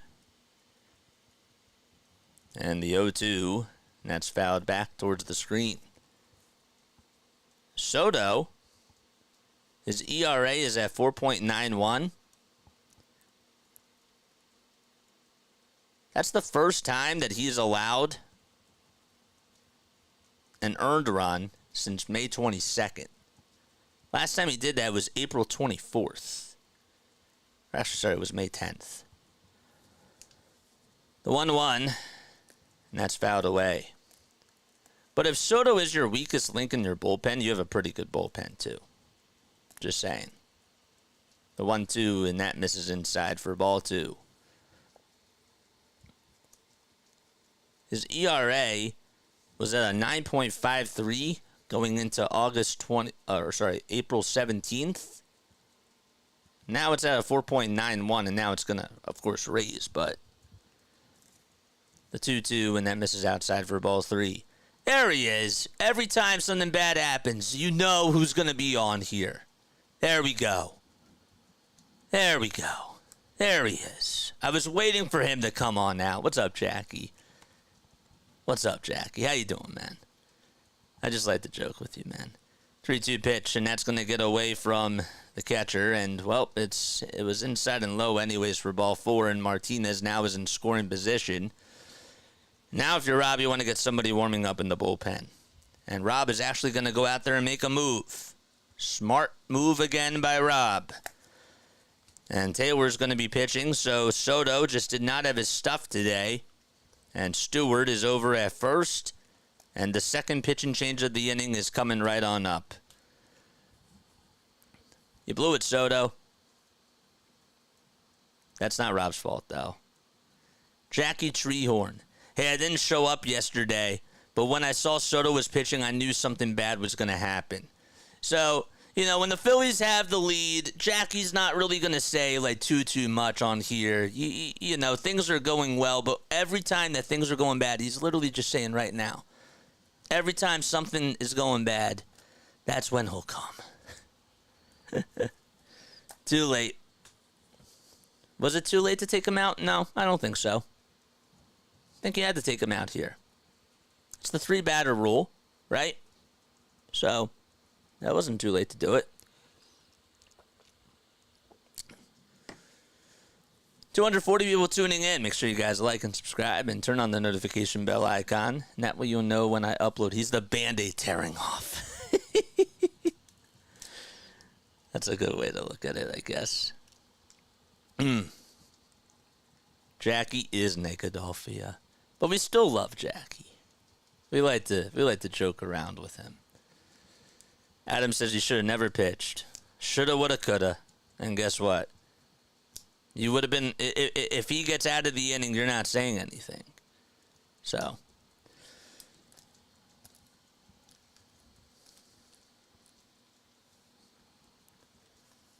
I'm just saying. We'll win this late. Yeah. Not worried. Their bullpen, overall, I wanted to just mention this. Do you realize that this is the first time that the bullpen has given up a run in 5 games? Seriously. Their bullpen hasn't given up a run in 5 games. That's impressive. Strom wasn't used yesterday. Why not him? Because it's the 6th inning, my guy. It's not the 9th inning. Now Strom is being used. And now it's a higher leverage situation because there's runners over at first and second, and you don't want to give up the lead here. So I get it. First pitch, swing and a miss. I understand it. I totally get it. The ball is 1 strike in the 0-1, swing and a miss. To make the count now 0-2. Strom's ERA is at a .72 in 25 innings. He's been the Phillies' best bullpen pitcher this year. The ball is 2 strikes to Tyrone Taylor. And the pitch is fouled off.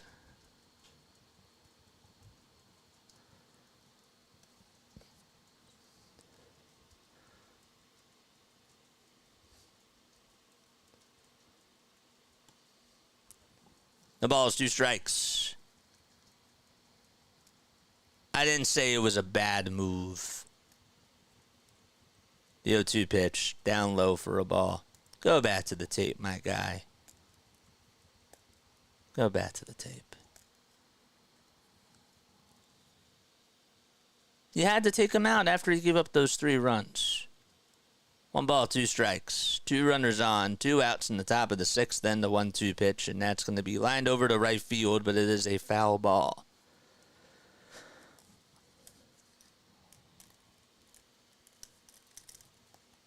I said that all you got to do is you got to go to a different pitcher. I'm okay with them going to Soto when they did, but obviously when he gives up the runs, you got to take him out. And Rob did that. Rob did the right move. It wasn't the 9th inning, right? If it's the 9th inning, it's a different situation, or even in the 8th. We want Soto in less high-lever situations. The 1-2 is just fouled off. It was a check swing. Taking Walker out good, putting Soto in bad.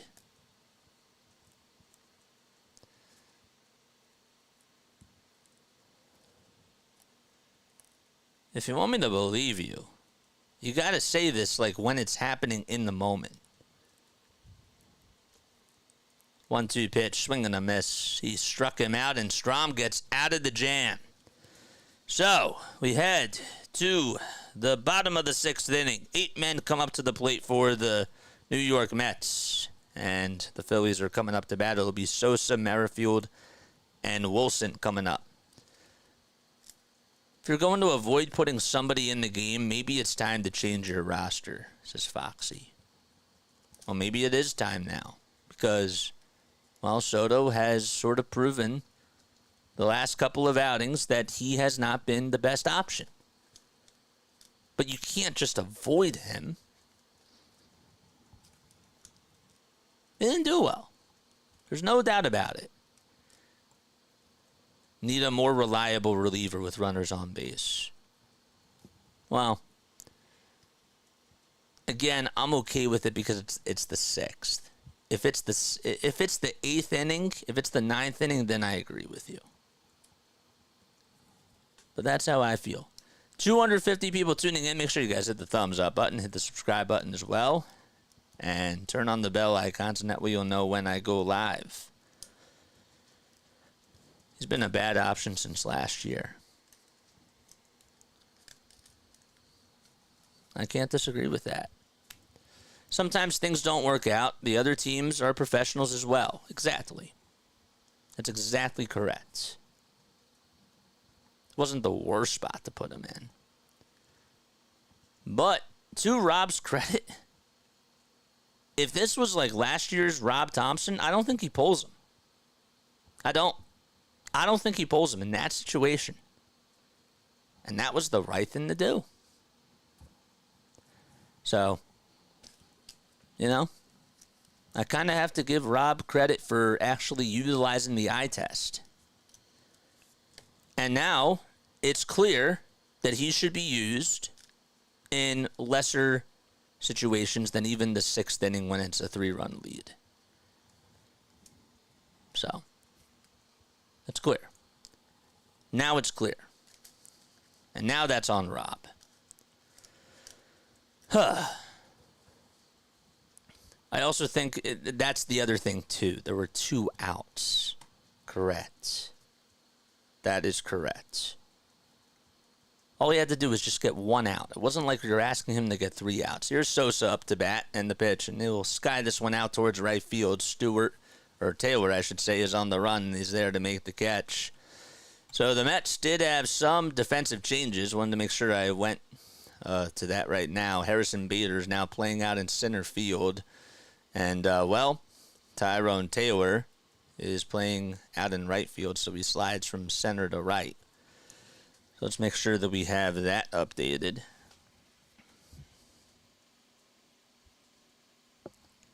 Here's Whit Merrifield and the pitch. And that's taken low for a ball. Correct. That's exactly correct. The ball is 1 strike, and the pitch to Merrifield will pop that one foul just behind the plate. Nunez is still on the mound. You have to keep things fair, of course, for the Mets fans on here, and like to give both sides. Daniel Nunez is 28 years old. As we mentioned, he had a 2.31 ERA so far coming into this game. And the 0-2 pitch is way up high for a ball. Last time he allowed a run was on May 3rd. That was against the Rays. Pitched 2 scoreless innings against the LA Dodgers, and then 1 and 2 innings against the Diamondbacks of scoreless baseball, and 1 in the 3rd scoreless against the Washington Nationals. The 2-2 to Whit, and he'll ground this one over towards the right side. It's gobbled up by McNeil, and the toss across the diamond is in time for out number 2. 2 up, 2 down. 4 more subs, so we get to 28:30. Let's go, baby! And hit the super chat button. I will not be on Tuesday or Wednesday. Just wanted to remind you guys. Here's Wes Wilson up to bat. Almost homered his last time up, but it was a deep fly ball out to right field. And the pitch is taken for a strike.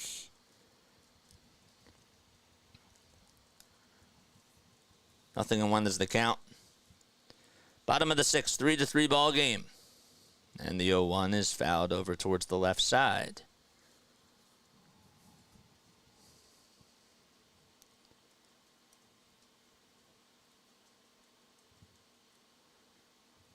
Nunez will get a new baseball from home plate umpire Stu Shirtwater.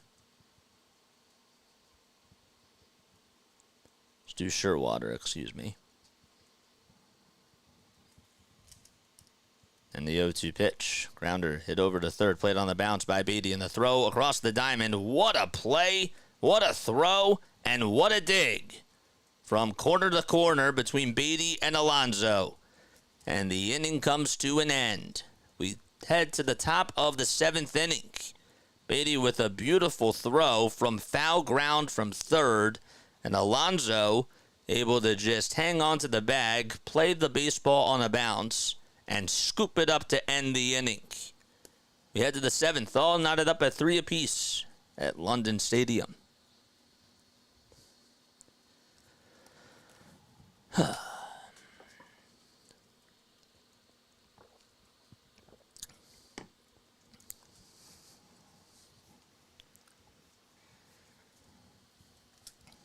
So now the scoreboard's changed to today. It's cool. Never seen that happen before, because how many morning games have the Phillies ever played in? Does anybody know, like, when the last time the Phillies played in the morning, or like actually started off a game in the morning on the East Coast? It's been a really, really long time.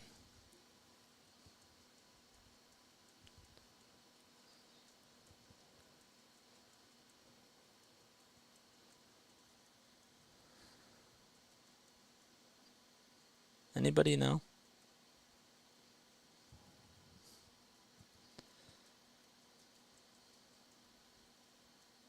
Because I don't know.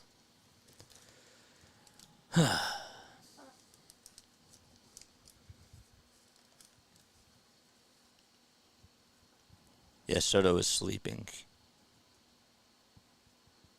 Nobody knows when the last time the Phillies played a morning game? Anybody?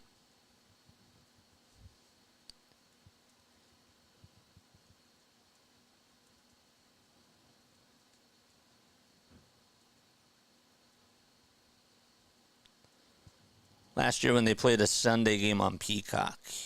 That's true. I forgot about that. Was that a 10 a.m. game?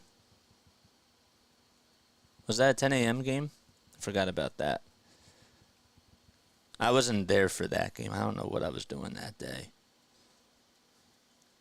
What time did that game start? Was that at 11 a.m.? I thought it was a noon game that they played on Peacock. And that was against the Brewers, correct? Phillies versus Milwaukee. Peacock. The pitch, and that's taken for a ball. Leo says, don't know, don't care. Well, I'm curious. So maybe you don't care, but I'm curious. It was 11:30. Thank you. 1 ball, no strikes. And the next pitch is a slider that's taken down low for ball 2.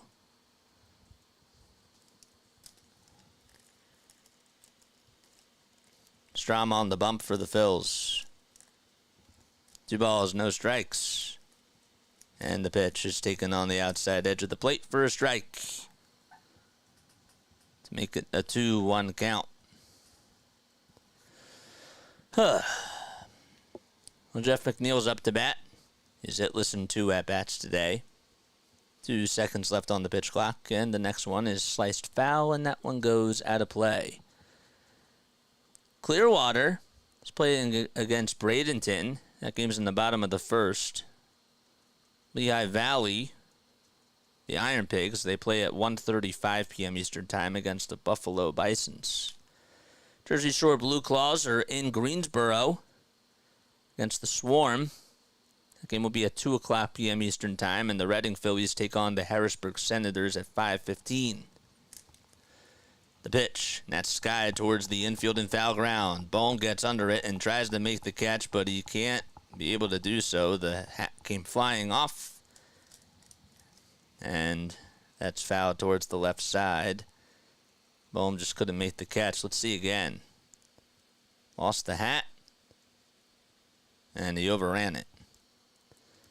Lehigh Valley Iron Pigs, those are the Phillies that's the Phillies AAA team. 2 balls, 2 strikes remaining to Jeff McNeil.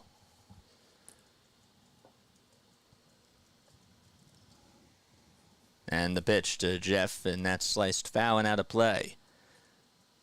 Lehigh Valley, they're 27-33. Mick Abel will be starting. He's 1-5 this year with a 6.26 ERA. And Fosnot for the Phillies, for the Jersey Shore Blue Claws, who's 5-1 with a 3.19 ERA. He'll be pitching for the Jersey Shore Blue Claws at 2 o'clock. 2-2 pitch. That's taken for ball 3. Braden Fosnot from Westchester, PA. Is a 3.19 ERA, 48 strikeouts and 48 innings, along with a 1.17 whip. Count is full to Jeff McNeil. It's a 3-2 count.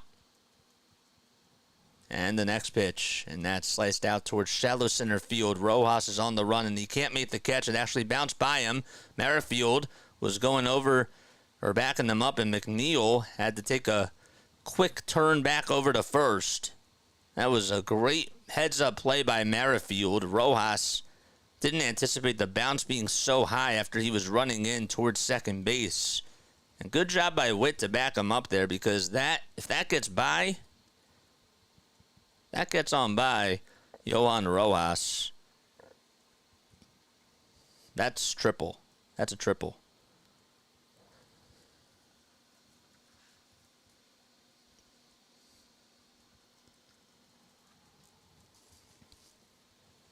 So Brett Beatty is coming up to bat.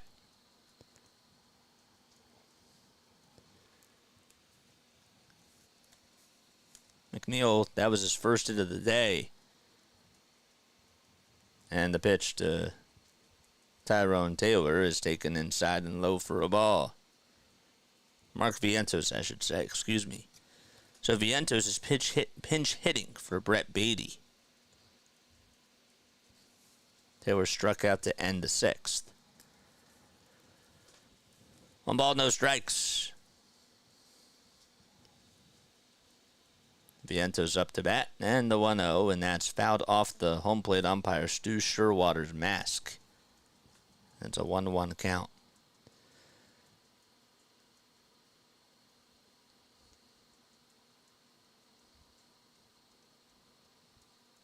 I'm curious to see where Fosnot is now on the MLB.com minor league report, where his ranking is.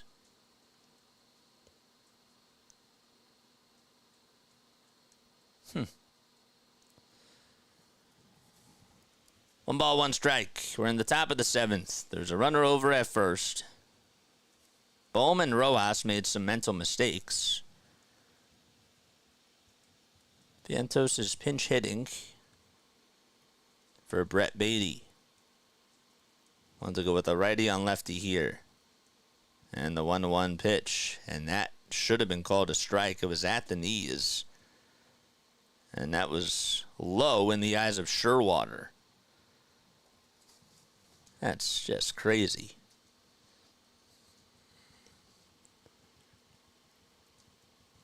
I don't know how that wasn't called a strike. Time is called by Vientos, who is 2 for his last 11 against the Phillies. 4 for his last 17 in his last 7 games.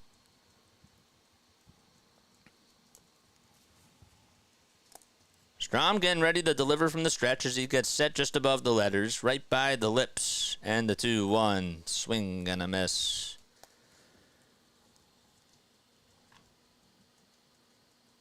Two balls, two strikes. 19 pitches by Strom. The 2-2 delivery. Low for ball 3. On the slider that misses.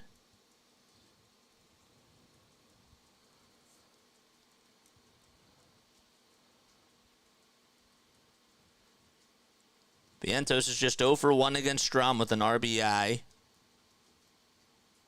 And the 3-2, and that just misses inside for ball 4. And Strom gives up a walk. And you don't usually see that. And that's going to put runners over at first and second. So Vientos walks. McNeil slides on over to second base. And there's still nobody out in the top of the 7th. Last time Strom did pitch, and that was against the Brewers, he allowed 2 singles in a row in the 9th in a tie game. And then was able to get out of the jam. Luis Torrens, 1 for 2 today with a single. And the pitch, and that's just missed. And that also maybe should have been called a strike 2.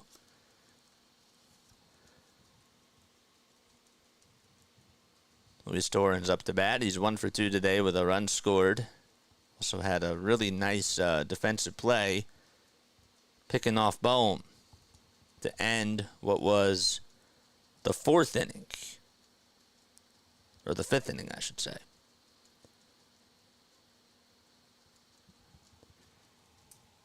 One ball, one strike.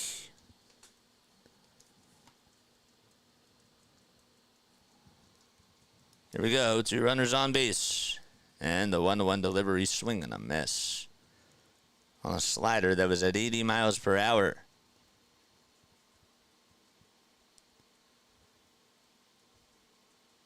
The Fightins have won 7 of their last 8 games. And they're on a 4-game winning streak. Let's get to 200 likes, baby. Clouds coming in at London Stadium, and the 1-2 pitch fouled away. The odds have now changed for the Mets. They're now at 59% in regards to their win probability, and the Phillies are at 41%.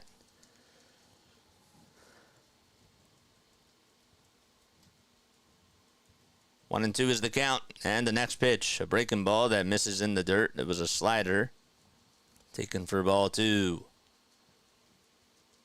Phillies have 7 hits today, and have scored 3 runs. They're up 3-0, and the Mets tied it back in the last inning, in the top of the 6th. Thanks to what was a 2-run single by J.D. Martinez, and an RBI double by Brandon Nimmo in reverse order. 2-2 pitch, and that's skied towards the left side of the infield. Sosa calls off Bohm, and he squeezes the catch to record the first out. And finally, the Phillies are able to get 1 out in the top of the 7th.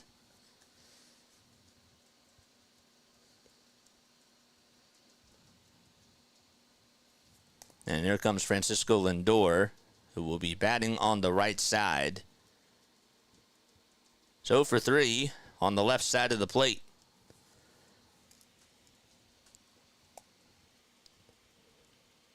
The pitch just by Strom.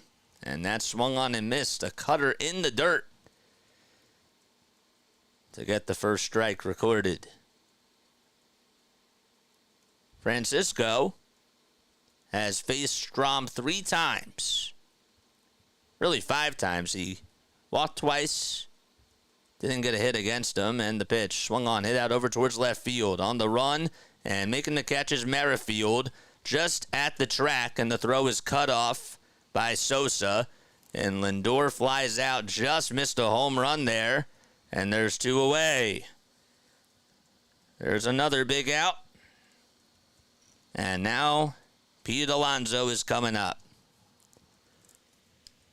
Got away with a fastball right down the middle, too. Now he's 0 for 4 lifetime against him, and Rob Thompson is going to make another change. And here comes Jeff Hoffman into the ball game. He's going with his biggest gun, his biggest right-handed gun, I should say. And we have another pitch and change. We need Turner back? No, we don't. We need Turner back. No.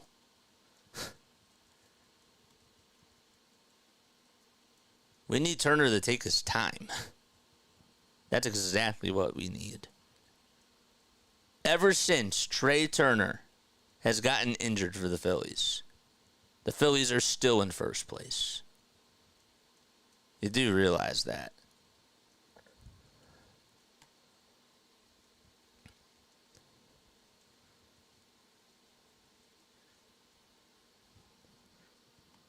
Strom wasn't happy with that pitch. Well, it happens. Yeah, I'm good with Sosa. I forgot that Trey was even hurt the other day. I really did. We need Sasquatch back. To be honest with you, I know that you want him back. This team is rolling, man. They don't need anybody back right now. Like, in August, yes. Are you going to want Trey to come back? For sure. Absolutely. I'm not saying that the team is better without him. But they are really holding their ground. Can you believe, like, imagine the 2019 Phillies and how much they would miss Bryce Harper if he was off the team. Right? If he was hurt. They would miss him a ton. Even if Bryce got hurt now, and I don't want to wish injury upon anybody, this team would probably still be over 500 and would be treading water just fine. So, for the first time, they have a team that's sort of like a super team. If you really want to think about it like that perspective, they do. They have a super team, in my opinion. The pitch, and that's taken down low. Hoffman's ERA now is at a .98. Do you realize how good that is? The 1-0 pitch, and that's line foul towards the left side.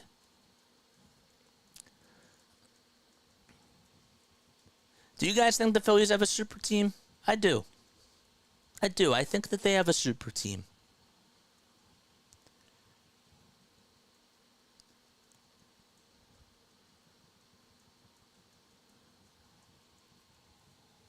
One ball, no strikes, and the pitch is fouled off by Alonso, and the next pitch, and that's sliced foul, and that goes out of play. But see, even if he does go through a slump, I'm not worried because they have other guys that can pick him up. If it was like when Harper and Hoskins were taking over, and those were like their only two good guys in the lineup, then yes, that's a totally different concern.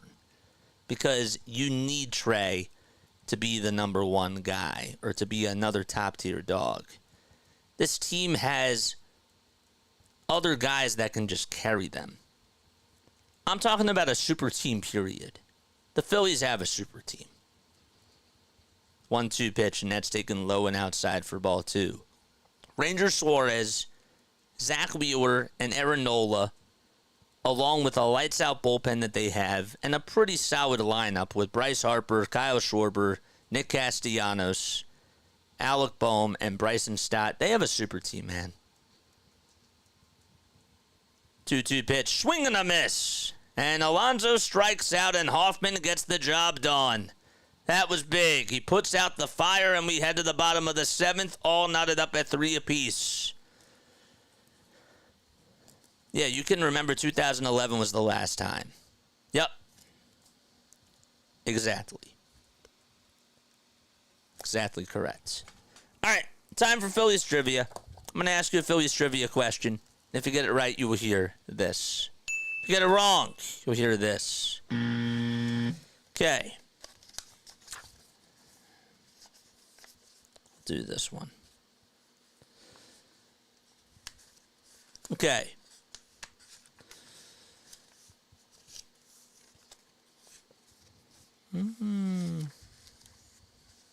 I'll do one from the beginning. How many innings did Robin Roberts pitch for the Phillies? And where does that rank amongst all Phillies pitchers when it comes to innings pitched? So we'll break this down. How many innings did Robin Roberts pitch for the Phillies? That's not a good one. What do you mean it's not a good one? Because you don't know the answer, so that makes it not a good one, Larry?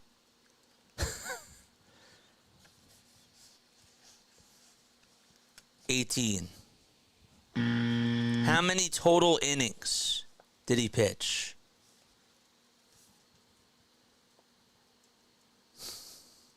That's not a good one because I don't know the answer.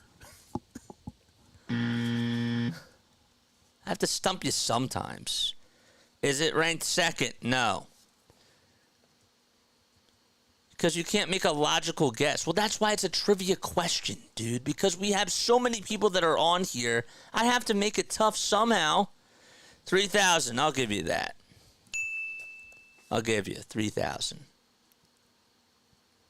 I'll give you 3,000. It was really 3,739. Where is that ranked, though? Is it ranked fourth? No. We have like 271 people. Everybody's going to get the simple trivia questions. That's just how it goes. Here's David Dahl, who's going to pinch hit here for the Phillies, and he takes the first pitch for a ball. Is it third? One ball, no strikes. One more guess. Is it first? That's correct. Carlton second. Robin Roberts has thrown the most innings by a Phillies pitcher in franchise history with 3,739. And coming second is Steve Carlton with 3,697.1 innings. The 1-1 pitch, and that's fouled off the mask of Torrens. Oh, man, he got a piece of him. And it's a 1-2 count. It's not a good one. I don't know the answer. That's how you know it is a good one.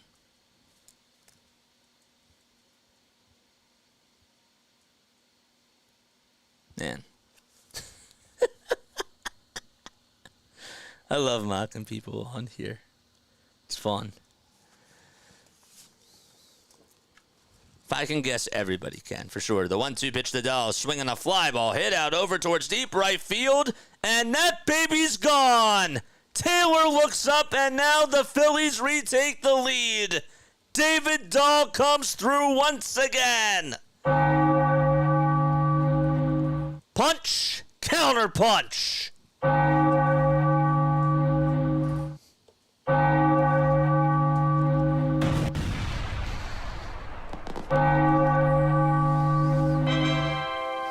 go.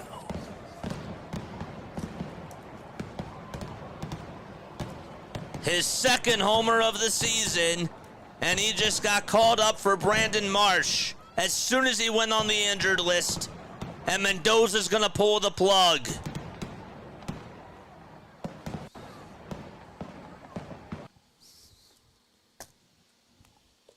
How about that?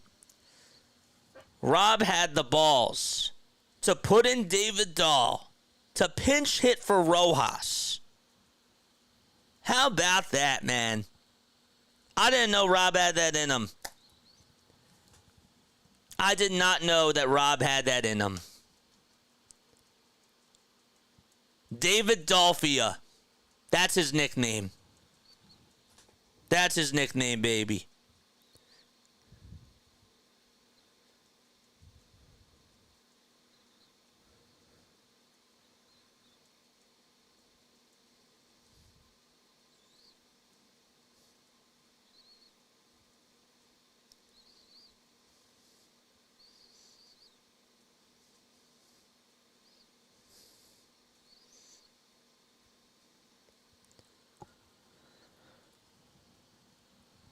David Dolphia. Let's go, baby! That's beautiful. How about that? 293 people tuning in. Make sure you guys hit the thumbs up button. And make sure that you hit the subscribe button as well. How about Rob, man? Pinch hitting for Johan Rojas in that spot. After he makes that air out in center field. I don't think that had anything to do with it. Maybe it did, but I highly doubt it. But good for Dahl, man. They're reviewing it.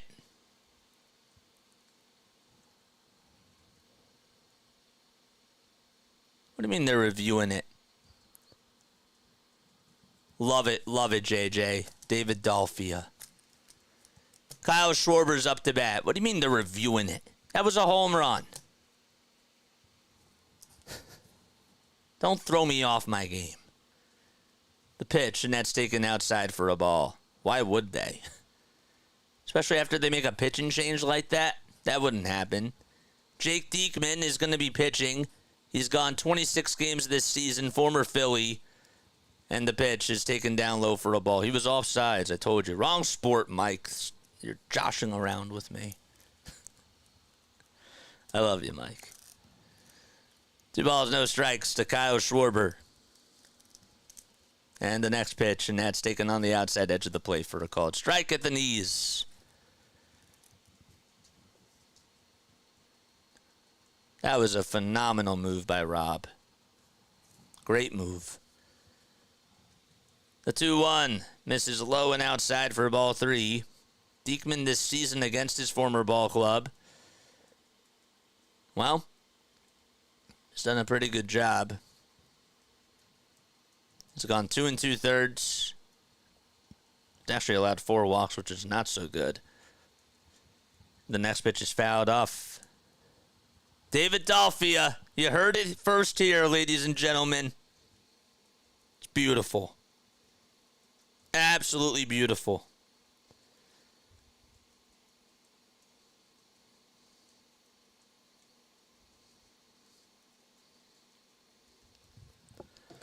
Three balls, 2 strikes. 5 pitches in this at-bat so far. And the 3-2 on the way, swing and a miss, and Schwarber strikes out. So, Diekman won that battle. And JT's coming up to bat. One more sub till we get to 28:30, man. We have 305 people tuning in. Would love to see if somebody would give us a super chat on here. We go live for almost every single Phillies, Sixers, and Eagles game. Any donation is a plus, too. There's Larry Boa. And the pitch is taken all the way at the knees for a strike. T-Mac is also there. Shout out to Tom McCarthy. The ball is 1 strike, and the 0-1 to JT is sliced foul towards the backstop.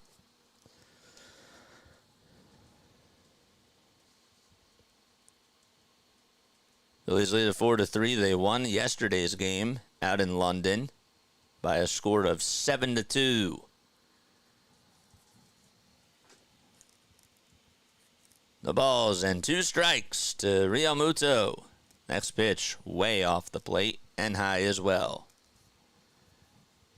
Time is at 12:38 p.m. Eastern Time.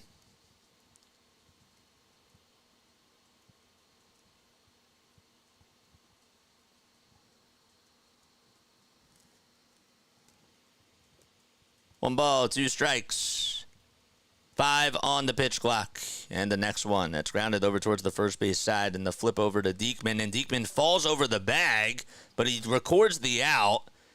And again, I've said this time and time again, these injuries on the bases, man, you gotta be careful. And with the bigger base pads, just gotta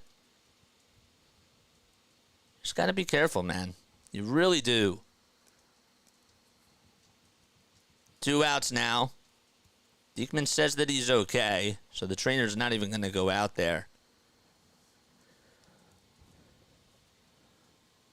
2 outs in the bottom of the 7th. And Bryce Harper's coming up to bat. And he takes the first pitch low and outside for a ball. Harper in the month of June is 7 for 21 with 2 homers and 3 RBI. So the highest slugging percentage. And the pitch is taken down low and outside for ball 2. He's batting .333 this month, and he's slashing .462, .667, and has a 1.128 OPS. Which means he gets on base a lot, and he's been slugging. 2-0 pitch is taken for a strike. Harper is hitless in 2 at-bats today. And the next one is downstairs. Diekman has won the battle 9 times against Bryce Harper. So Harper's average against him is 182. The 3-1 delivery, swing and a miss.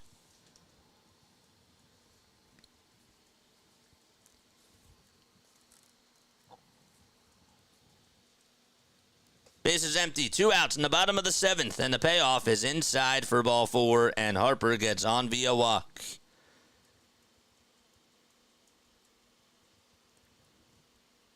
Walk number 40 of the season.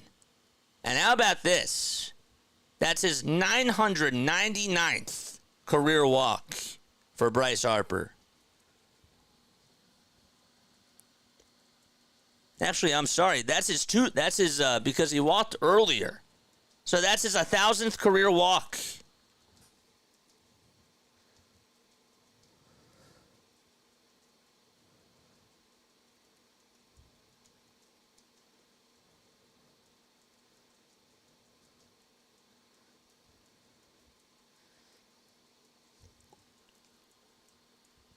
That's his 1,000th because he walked earlier, too. How about that?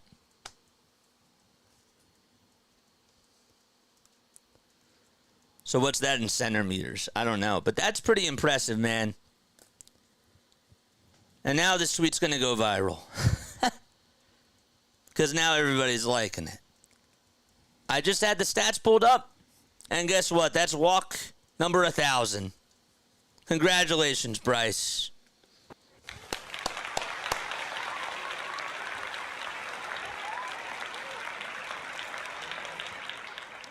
I forgot because he walked in the first. That's pretty cool. Go follow me on Twitter if you haven't done so already. If you haven't done so already, make sure you go follow me on Twitter. Thompson gets manager of the year so far with his game time moves. Yes, I agree. 1,000 walks is only 760 walks Celsius.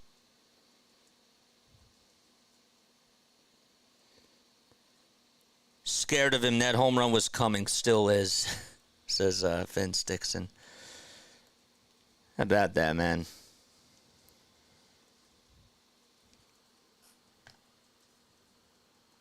This tweet's going to go viral now. I already see it. Good stuff.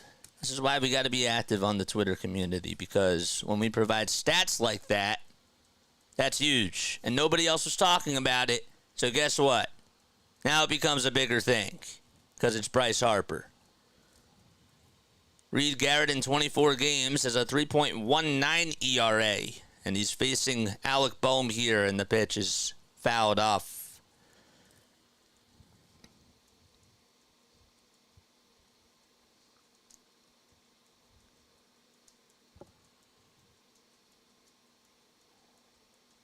Barry Bonds has the most career walks of all time with 2,558.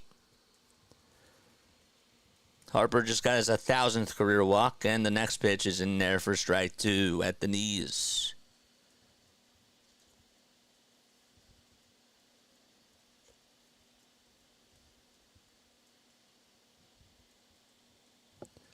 The ball is 2 strikes, and the next pitch, and that's fouled off once again. So Bryce is now the 125th player. The 124th player to get 1,000 walks. The 0-2, and that sails outside and low.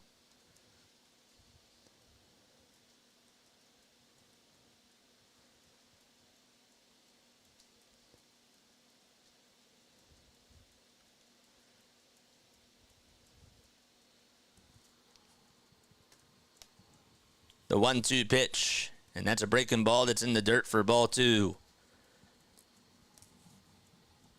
336 people tuning in. Make sure you guys hit the thumbs up button and hit the subscribe button as well. We go on for every single Phillies, Sixers, and Eagles game. 2 balls, 2 strikes. So yeah, Bryce became the 124th all-time Major League Baseball player to record 1,000 walks. Yeah, that's why I said 15:59 to go. 2-2 pitch, and that's taken downstairs for ball 3.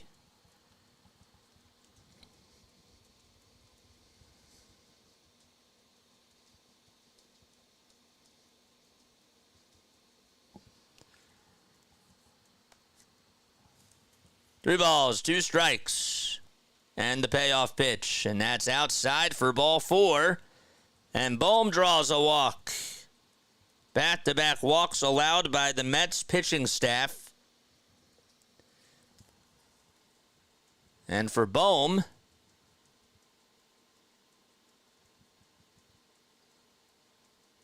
that's only walk number 19. He had 42 walks last year. So he's almost halfway there.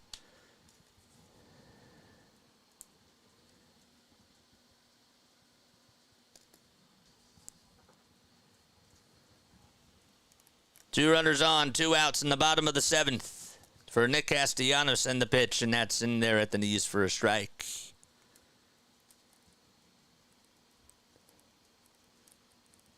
Which team has the most championships? The Yankees.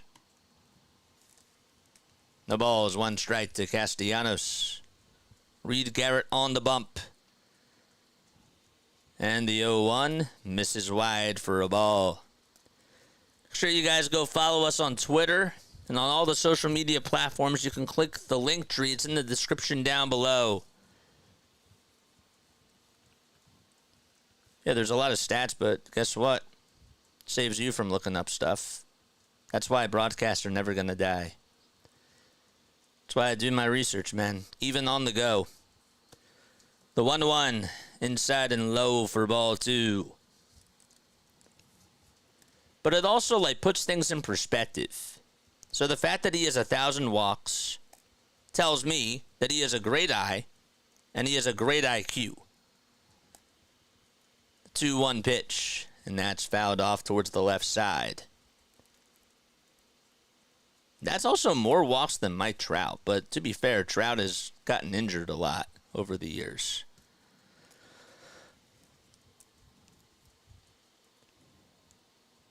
Two balls, 2 strikes. 2 runners on, 2 outs in the bottom of the 7th inning.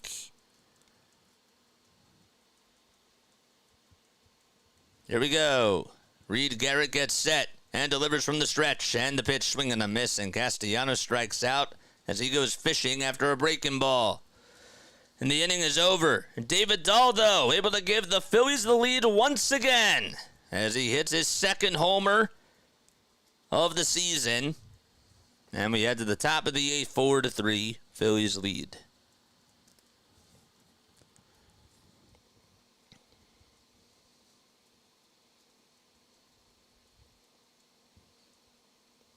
How about that?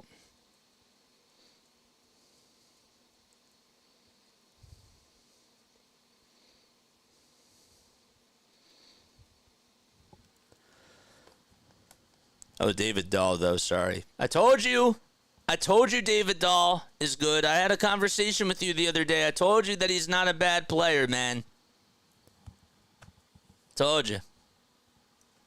Got 340 people tuning in. My name is Jason Joseph. This is Play-by-Play with JJ. I'm sure that not all of you have hit that thumbs up button and hit the subscribe button. I would really appreciate that. We go live for every single Phillies, Sixers, and Eagles game. I'm a broadcaster from South Jersey. I've been coming on here for 18 months. The grind don't stop, man. I want to go into broadcasting.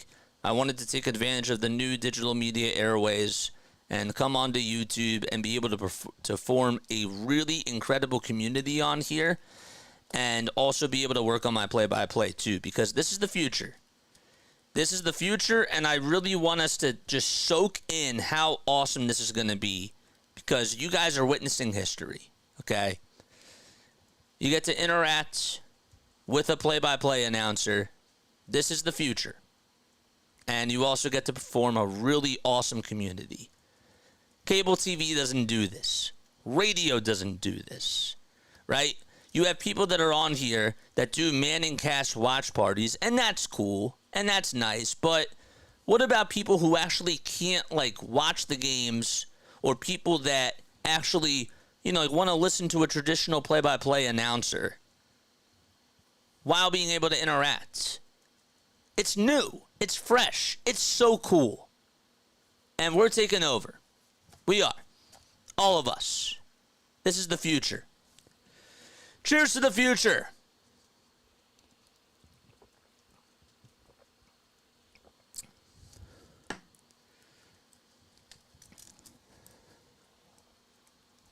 Here we go. Top of the 8th inning. 1 ball, no strikes. As the first pitch to Nimmo is taken down low for a ball. How about Twitch in the future? I have a Twitch. Go check out the LINKTREE, my guy. We're on Twitch. We're on Facebook. We're on all those platforms. 1-0, and there's a fly ball. Hit out over towards right field. Castellanos jogs in towards the second base side, and he's there to make the catch.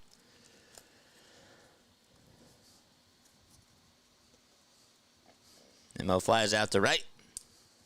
And J.D. Martinez is coming up to bat. Cheers. 70 more subs, so we get to 2,900. And again, if you guys want to donate to the channel, hit that super chat button down below. have to keep reminding you because our audience is constantly changing. The pitch, and that's in there for a strike. Foxy says the future is getting past the present. See what you did there. See what you did there. That was pretty ingenious. The 0-1, and that's popped up. Hit out over towards the first base side. Harper gets under it, and he's there to make the grab in between first and second base. 2 up, 2 down.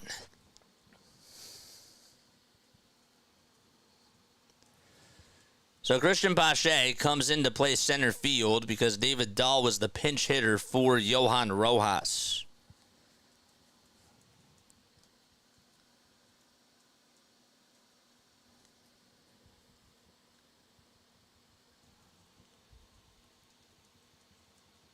Harrison Bader is up to bat, and the next pitch, swing and a miss.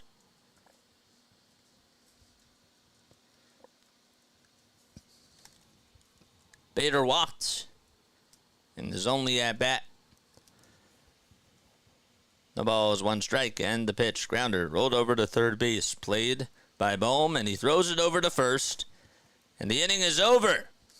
And, well, we head to the bottom of the 8th inning, 4-3 Phillies. We do Phillies, Sixers, and Eagles on here.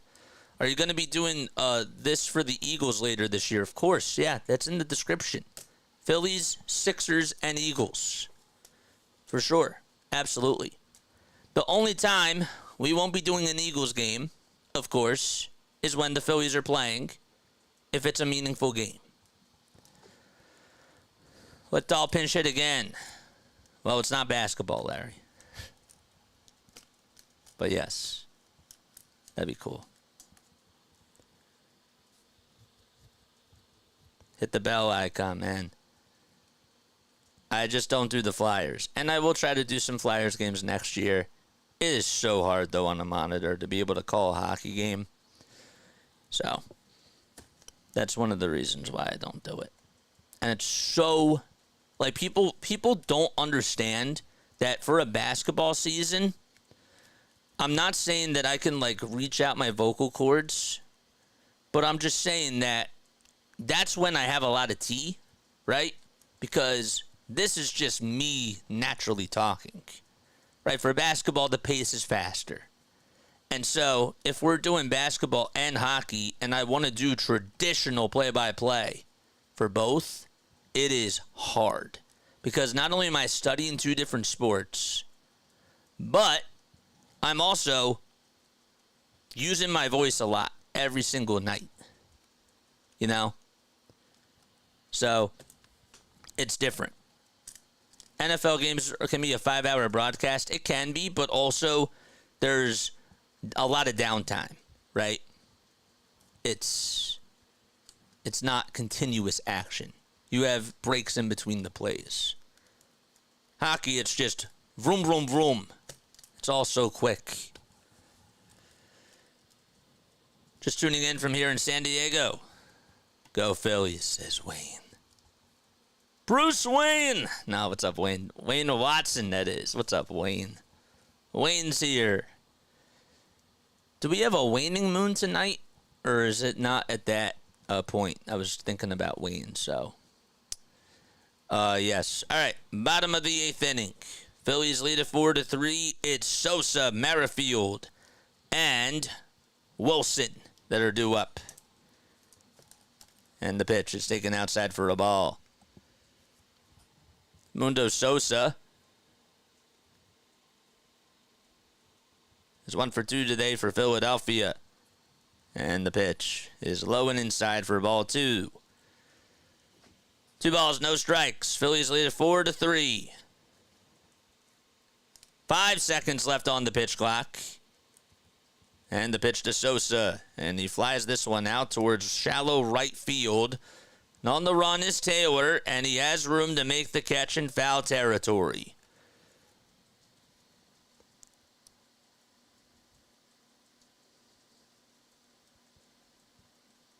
And it's Whit Merrifield's turn to come on up. Am I doing fantasy football this year, JJ? Well, if NFL Films is looking to call me back, then no. because I can't do it while I'm even freelancing at NFL Films. The pitch, and that's fouled back. That's another reason why I didn't do fantasy baseball. That's another reason why I didn't do fantasy basketball or even fantasy hockey. Because you never know when you're going to get that call. And I'd hate to be that guy that's just like, well, I got to leave the league because now I'm back. You know?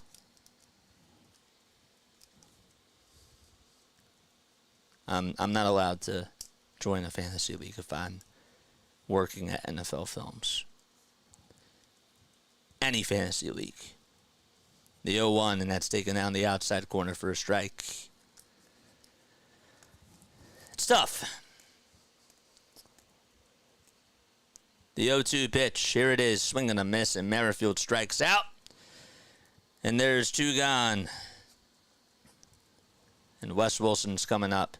But I also don't like to do fantasy because, again, like, I'm focusing on broadcasting, and while that sort of is in the back of my mind while I'm doing it, and it sort of also takes me out of my game, too. That kind of blows. I hear players can do it. Rules below, though. Players can't do it. Players can't do it. If the league finds out about it, no, they can't do it. You kidding me? They're so strict about that.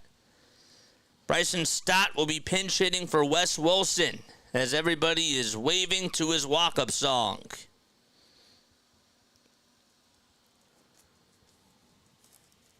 Two outs, bases empty, bottom of the 8th, 4-3, Philadelphia. And the pitch is grounded over towards the right side. It's bobbled by the second baseman, and the throw over to first, and it's just in time. Alonso just had his foot on the bag. I think the Phillies may want to look at this. I don't know if his foot was on the bag or not. Maybe for a brief second it was. They're heading back over towards the dugout, it looks like. Alonso is, and so is Taylor. Are they going to a change, though? It looks like Alvarado's going to come in, so I don't know if the Phillies are going to challenge this or not. I guess not. So it's 4-3 Phillies as we head to the top of the 9th, and Alvarado's going to try to close the door. So Stott grounded one out over to second. It was bobbled originally by the second baseman, and the throw over to first, I guess, was just in time. Alonso's foot was barely on the bag.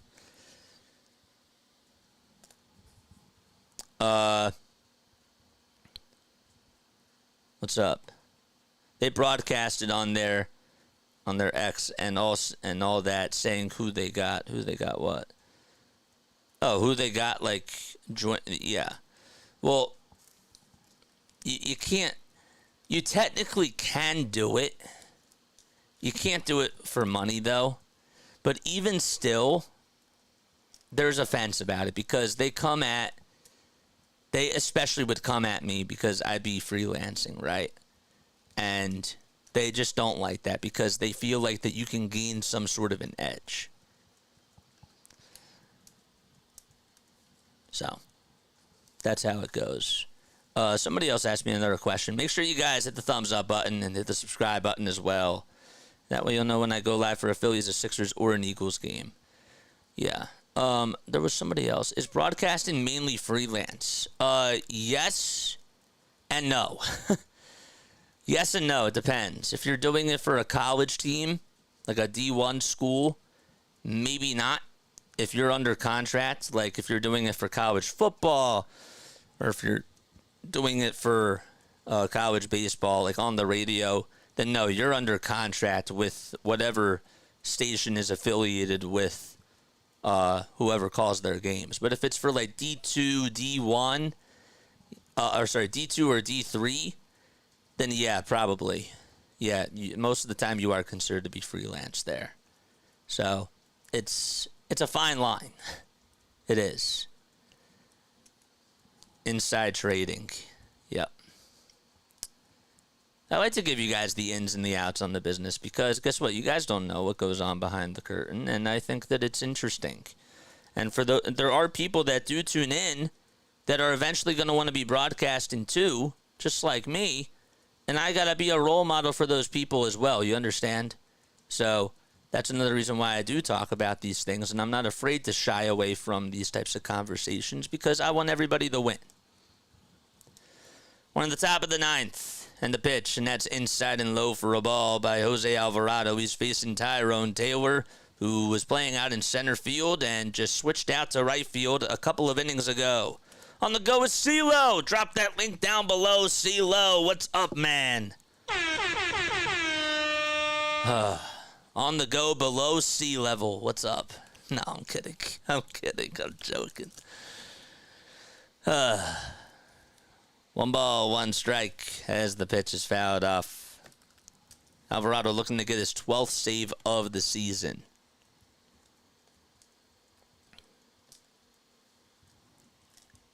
1-1 is the count. And the next pitch just inside for ball 2. Did we get to 200 likes yet? Did we get to 200? Did we get to 200? Let's get to 200. 2 balls, 1 strike. And the next pitch is at the knees for strike 2. Algo Gang, Mod Squad, do your thing. We're at 152. Come on, man. We have 357 people watching. That means 200 of you have not even hit that thumbs up button. Ugh. It's tough. 2 balls, 2 strikes. The Tyrone Taylor, and the 2-2 is just fouled back towards the screen. And again, hit that donation icon as well if you guys want to donate to the channel, the super chat button. Write me a message. If I don't always get to your messages, well, guess what? If you super chat, I will definitely read those messages. 2-2 pitch, and that's fouled off again. Eventually, that's how it's going to be. You know, when we're just scrolling through everything, I may not get to all your messages, but the super chats, of course, I'm going to be able to get to. 2 balls, 2 strikes. Nobody out, nobody on in the top of the 9th. And the next pitch, and that misses inside for a ball. Bribery is legal, JJ. I'm not trying to bribe anybody. I'm just telling you that that's how the future is going to be with this channel. When we get more and more people on here that just constantly type. 3-2 on the way, and that's fouled back.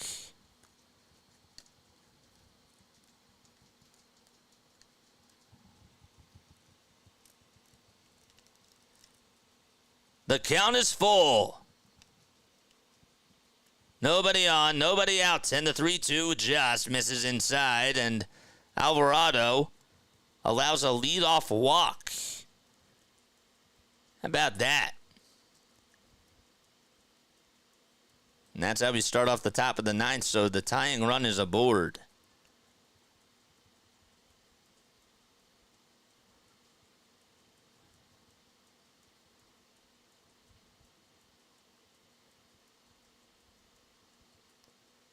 That's unbelievable.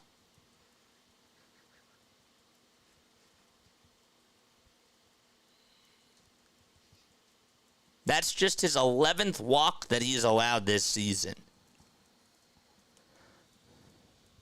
The pitch, and that's taken outside for a ball. But even when we do have recognizable faces, it's going to get even tougher. Just saying. In like a couple of years.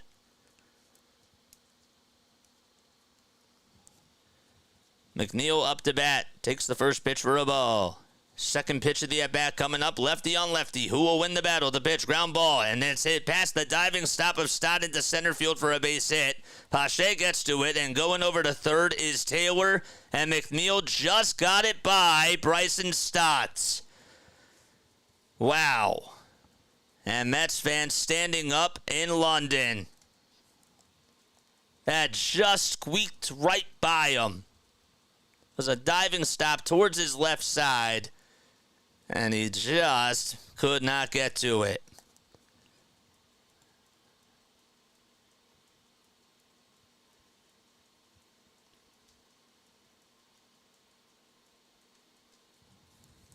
Runners at the corners. And here comes Vientos, who takes a strike at the knees.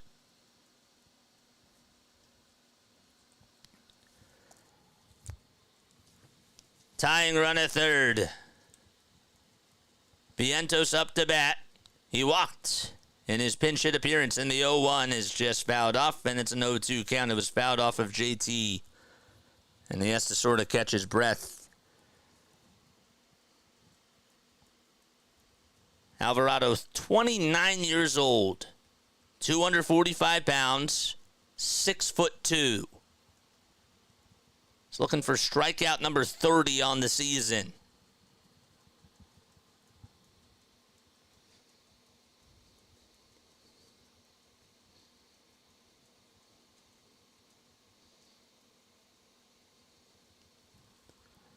The ball's 2 strikes, 2 runners on. And here's the pitch. Swung on, bounced over to third. Bohm tries to barehand it, and everybody's going to be safe. As he knocked it down, and it's an RBI infield single by Vientos. It's a brand new ball game, and it's 4-4 in the top of the 9th.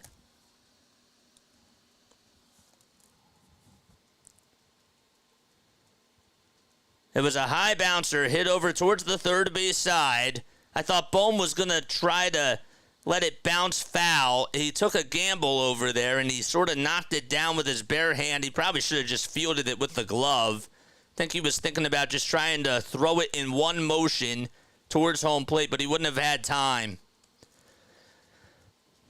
And the Mets tie it back. It's ruled as an infield single, and there's still nobody out. And the pitch is taken for a strike, and JT can't even make a throw over to second, and that's going to put runners at second and third. He was standing up. Nope, the runners stay put. Couldn't tell from the angle. So there's runners over at first and second. Let's get that clear and straightened up. And Alvarado takes a step off the mound. Well, to throw it back over to second. Hey, more time for us to smash the like buttons and hit those subscribe buttons. Let's do it. So there will be a bottom of the 9th. The 0-1 pitch way inside for a ball.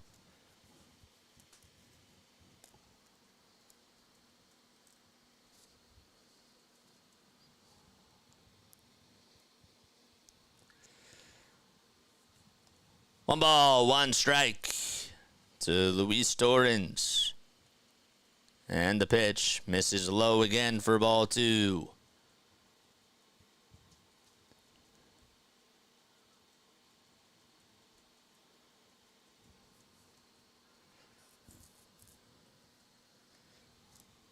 Pache will lead off the bottom of the 9th. Then it'll be Schwarber and Real Muto, but we still don't even have an out yet. The 2-1 is up high for ball 3.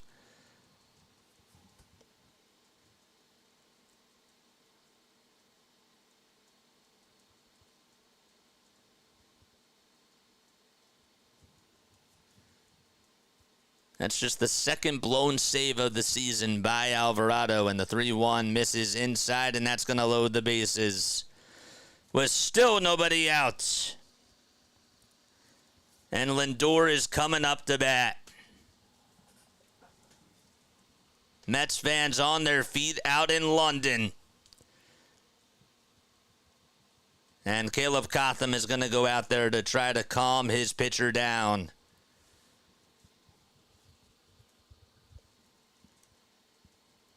This should be an interesting battle here.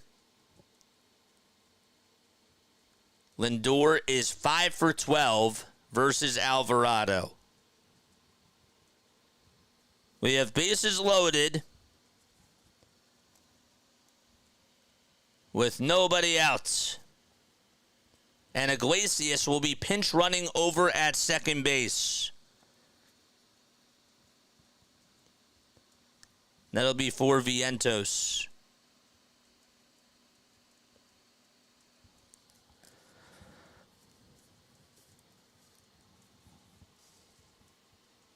"19 pitches thrown by Alvarado. And it sort of gives you flashbacks to Hector Neris. Or as the Phillies fans used to call him, Hectic Hector. Lindor not even in the box just yet. He's stepping up to the plate on the right side. He's hitless in 4 at-bats, but has done a pretty good job this season with the bases loaded. Big spot for him here. He's in the box now. 5 seconds left on the pitch clock, and the pitch by Alvarado, that misses in the dirt. It was a cutter, not even close to the strike zone.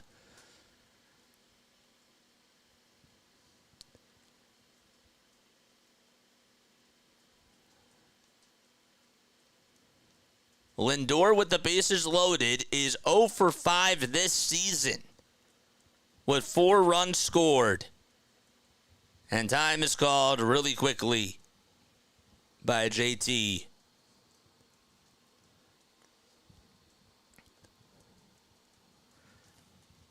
It ain't over.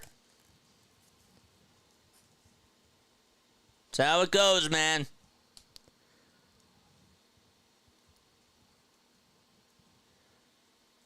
Jose Ruiz warming up in the Phillies bullpen. He did pitch in last night's game.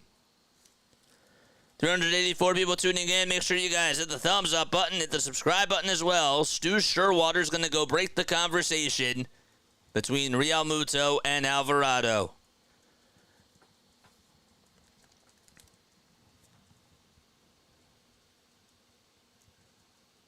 One ball, no strikes. Top of the 9th. Nobody out. Bases loaded for Lindor. And the 1-0 on the way. That's on the inside corner for a strike at 100 miles per hour. It ain't over, Larry. Infield playing in now. 1 ball, 1 strike. And the next pitch is popped up and fouled behind home plate. Jeff Kerr says, I think that they'll be looking for bullpen help at the deadline. Never hurts to add another arm. I've been saying that. And this bullpen has been fantastic. It really has. Just a hiccup today. 1-2 pitch. Way inside for ball 2. Larry, stop being negative. No, he's you have a right to be in your feels. 2 balls, 2 strikes. And the 2-2 on the way. Swing and a miss. Big strikeout there by Alvarado. Lindor was thinking fastball, and it went down below the zone. And the polar bear is coming up to bat. Another big-time at-bat here. But that first out was huge. Cloudy skies out in London. First pitch to Alonso. Check swing, foul ball. 100 on the gun. Alonso's average at 240 with 14 homers and 31 RBI. Let's see if the Phillies can get out of the jam. And time is called by Pete. And he'll take a step out of the box.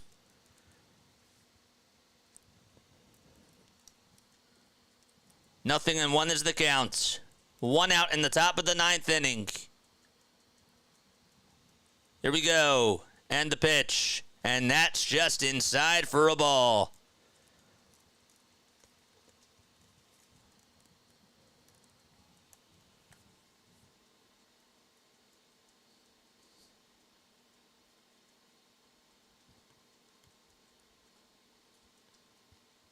One ball, 1 strike.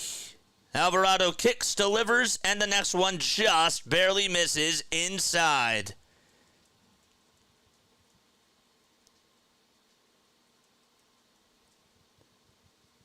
Alonso, in yesterday's outing, ended up going 2 for 4.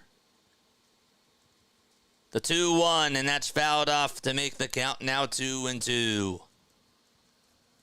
Today, he's 0 for 3.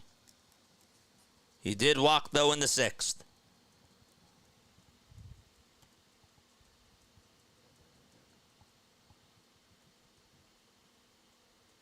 He's 2 for 7 lifetime against Alvarado with a homer and 2 RBI, and he has struck out 3 times. The count is even at 2 apiece. Bases loaded, top of the 9th, 4-4 with 1 out. And the 2-2 pitch, and it hits Alonso inside, and that's going to walk in a run.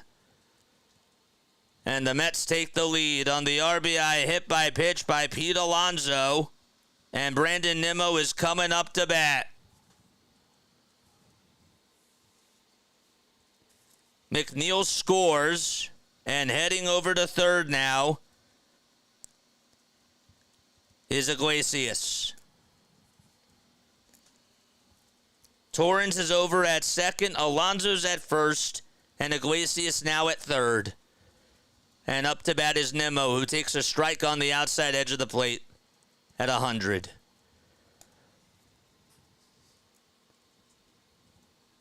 No balls, 1 strike. Nope, it still ain't over, Larry. The pitch. And that's just up high for a ball. This Mets bullpen has literally lost 8 games this year in the 9th inning.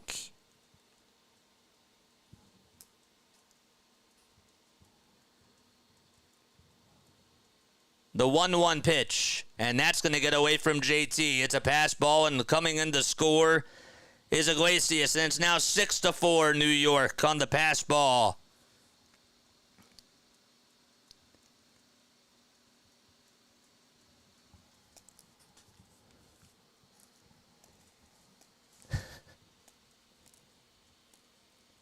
That also gets rid of the double play ball too.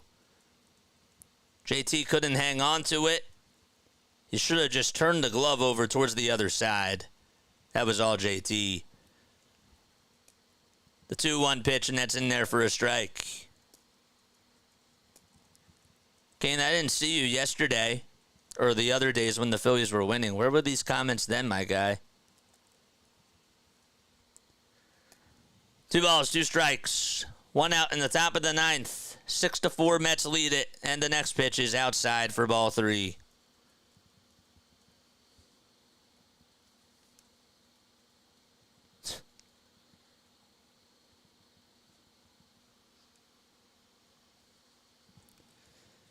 The count is full. There's 2 runners in scoring position, and the 3-2 on the outside corner, called strike 3, and welp, Alvarado gets his second strikeout. His 31st strikeout of the season, and the 9th man to come on up, it's JD Martinez. And Thompson's going to go out there, and he's going to pull the plug.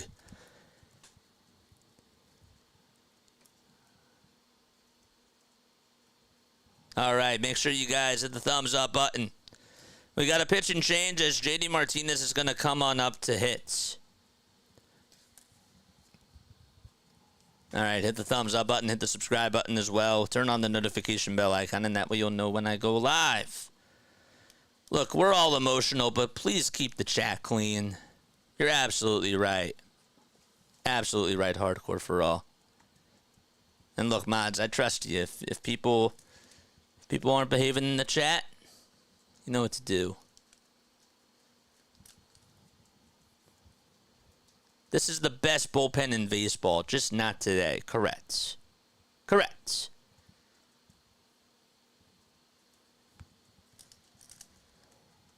Maybe the Mets will get 30 wins before August. The dude's behaving, yeah. For sure. Hit the thumbs up button. We got 345 people tuning in. Make sure you guys hit the thumbs up button and hit that subscribe button too. And turn on the notification bell icons, man.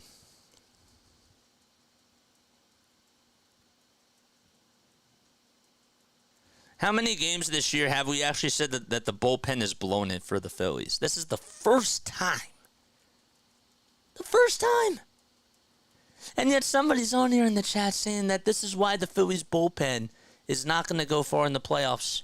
Statistically, this is the first time. Thank you. Today, it has not been good. First time in a long time.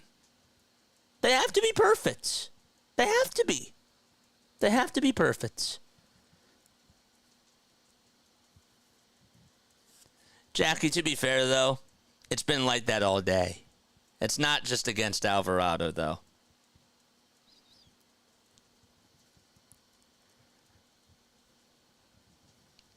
All right, here we go. Jose Ruiz will come in to pitch against JD Martinez, and the first pitch is inside for a ball. 6-4 Mets in the top of the 9th inning. It's a brand new game, and the 1-0 is taken downstairs for ball 2.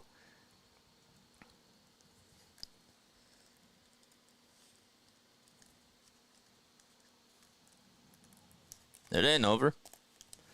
2 balls, no strikes. And the next pitch, and that's grounded over to third base. Played on the bounce by Bohm, and the flip across the diamond is in time, and the inning does come to an end finally. The Mets, though, have scored 3 runs in the top of the 9th, and the Phillies have their backs against the wall as we go to the bottom of the 9th. It'll be Pache, Schwarber, and Realmuto coming up. Got to score more than 4 runs against the dumpster fire Mets. Well, time to turn up on these New Yorkers. You're playing the Mets. It ain't over. It's not over.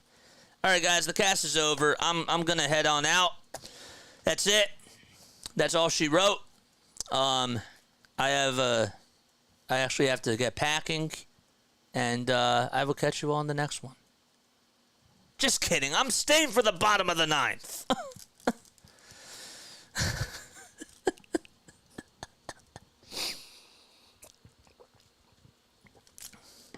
I was actually going to take an extra step and just fade to black, so that way I made you all look.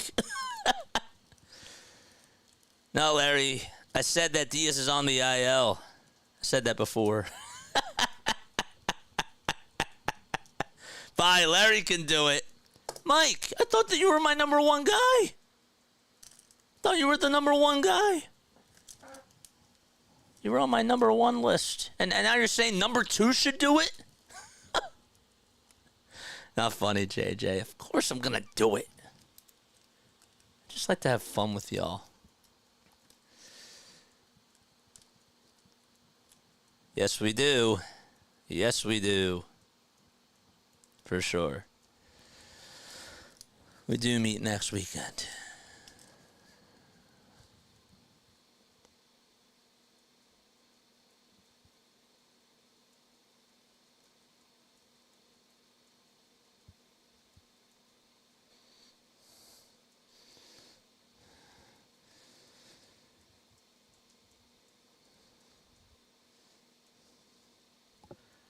All right, bottom of the 9th inning.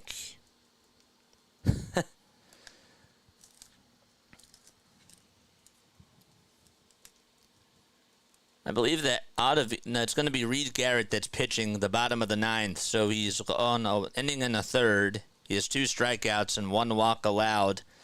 Pache, Schwarber, and Realmuto coming up for Philadelphia. They're down 6-4. They were up 4-3 in the top of the 9th, and the Mets have come back from the dead. The first pitch in there for strike 1. Mets do have somebody warming up in their bullpen. Get you a name in just a few moments. Snowballs, 1 strike. And the 0-1 from Garrett, and that's grounded back up the middle for a base hit. Pache comes through and gets himself a pinch hit to start off the bottom of the 9th, and the tying run is coming up to the plate. Alrighty. Top of the order. 1 swing of the bat could tie the game.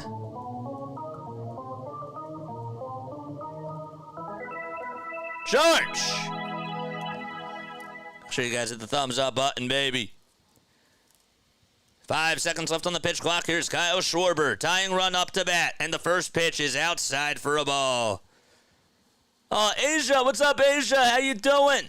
I've said hi 10 times. Well, I apologize. 1 ball, no strikes. Schwarber's 2 for 3 today. Garrett's still on the bump.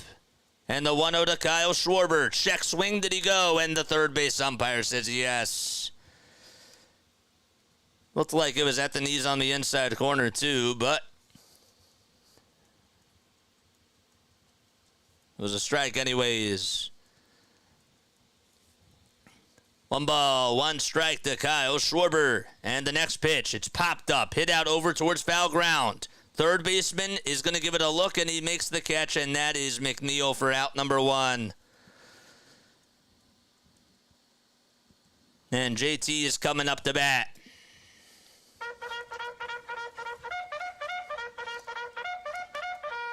Charge! 12 more subs, so we got to 2850. Let's go, baby! JT has walked and is hitless in 3 at-bats. 3 seconds left on the pitch clock. And the pitch to Realmuto on the inside corner for a strike. The count is 0-1.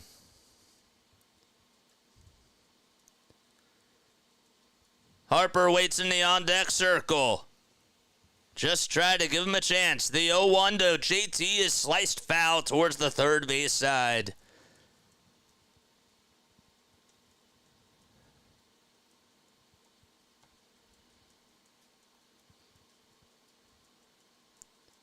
JT is 1 for 2 against Reed Garrett with an RBI single and a walk.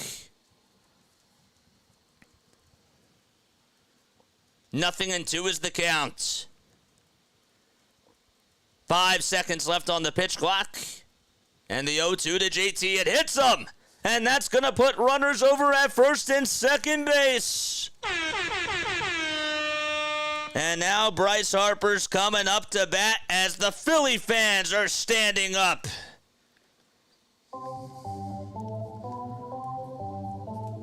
Let's get the 200 likes.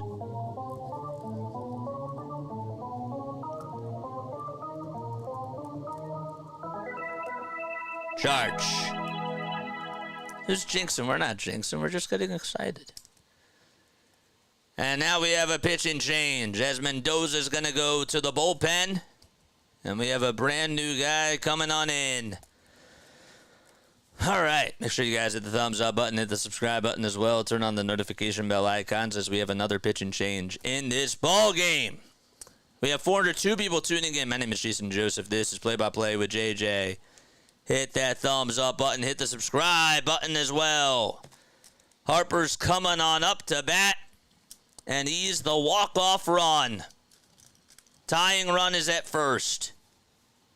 What's going to happen? Comment down below.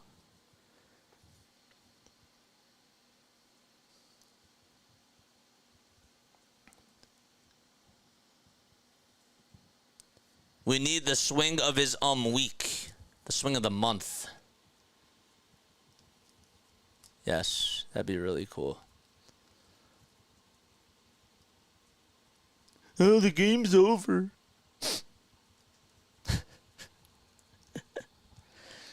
Bro. I'm just saying, come on, man.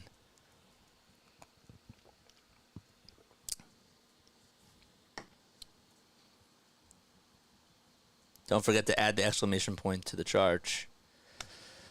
Imagine if I actually did just, like, walk off. We're just getting started, man. Ryan Spader just tweeted out, Bryce Harper's about to inspire a whole generation of baseball fans in a new nation if he comes up clutch. Still didn't swing. Serena, trust me. It'll be okay.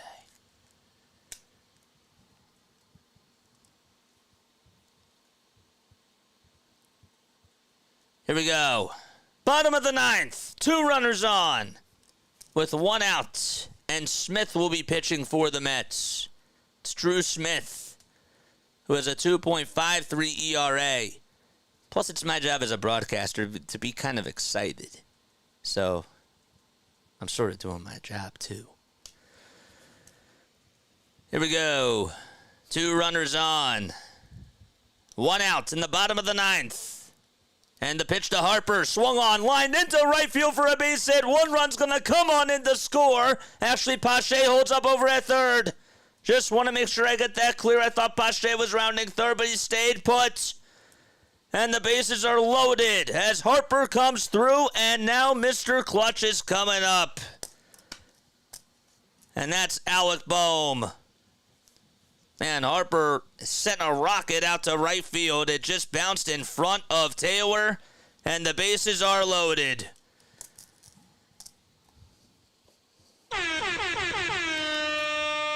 Base hit ties the game. It's Alec Bohm who's up to bat.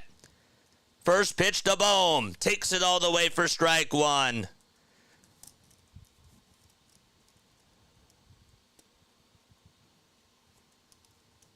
Alex 1 for 3 today with a walk. No balls, 1 strike. 6-4 Mets were in the bottom of the ninth. Bases juiced with 1 out, and Smith is going to take a quick step off the mound.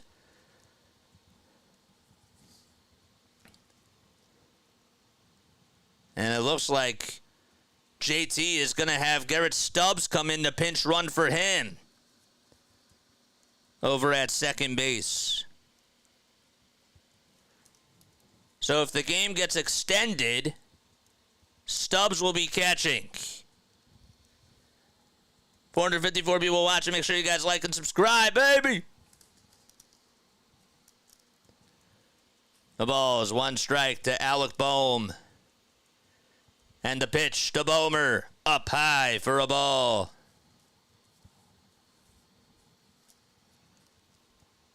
If I'm nervous, how are the players feeling? Well, they better not be nervous because they're put in a lot of spots like this. This is their job. The 1-1 pitch way up high for ball 2. And Smith can't find the strike zone. Drew Smith, the 30-year-old from Fort Worth, Texas, on the bump. 2 balls, 1 strike. And the pitch to Bohm. That's just inside for ball 3. And the count is now 3-1. Smith has 4 saves on the season. He has never blown a save, though. Hearts are racing, and the 3-1 to Bohm. Down low for ball 4. It's an RBI walk to make it 6-5 New York. And Pache will score.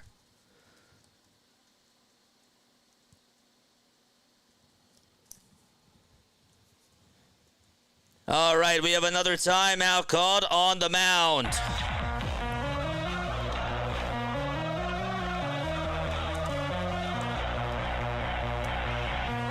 Bases juice with 1 out. And Castellanos is coming up to bat.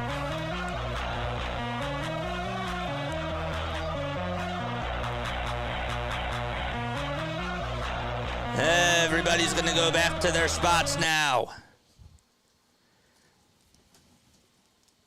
Bottom of the ninth, 1 out, bases loaded. Phillies down 6-5. Stubbs at third now. Over at second is Harper. And Bohm's at first. And the pitch to Castellanos. He fouls the first pitch off on a cutter at 89 miles per hour.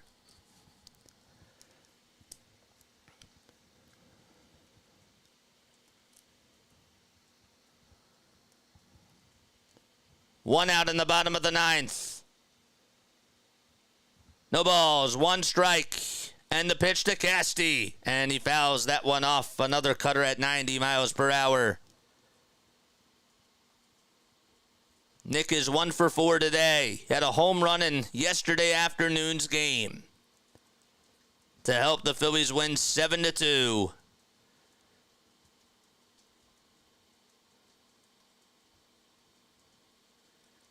No balls, 2 strikes, 6-5 Mets. Bottom of the ninth. Phillies have the bases loaded, 1 out.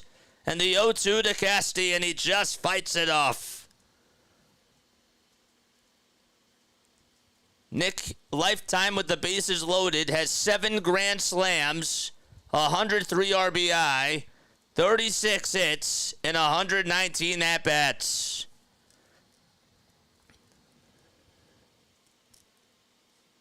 Philly fans on their feet, and so are the Mets fans out at London Stadium. And time is called really quickly.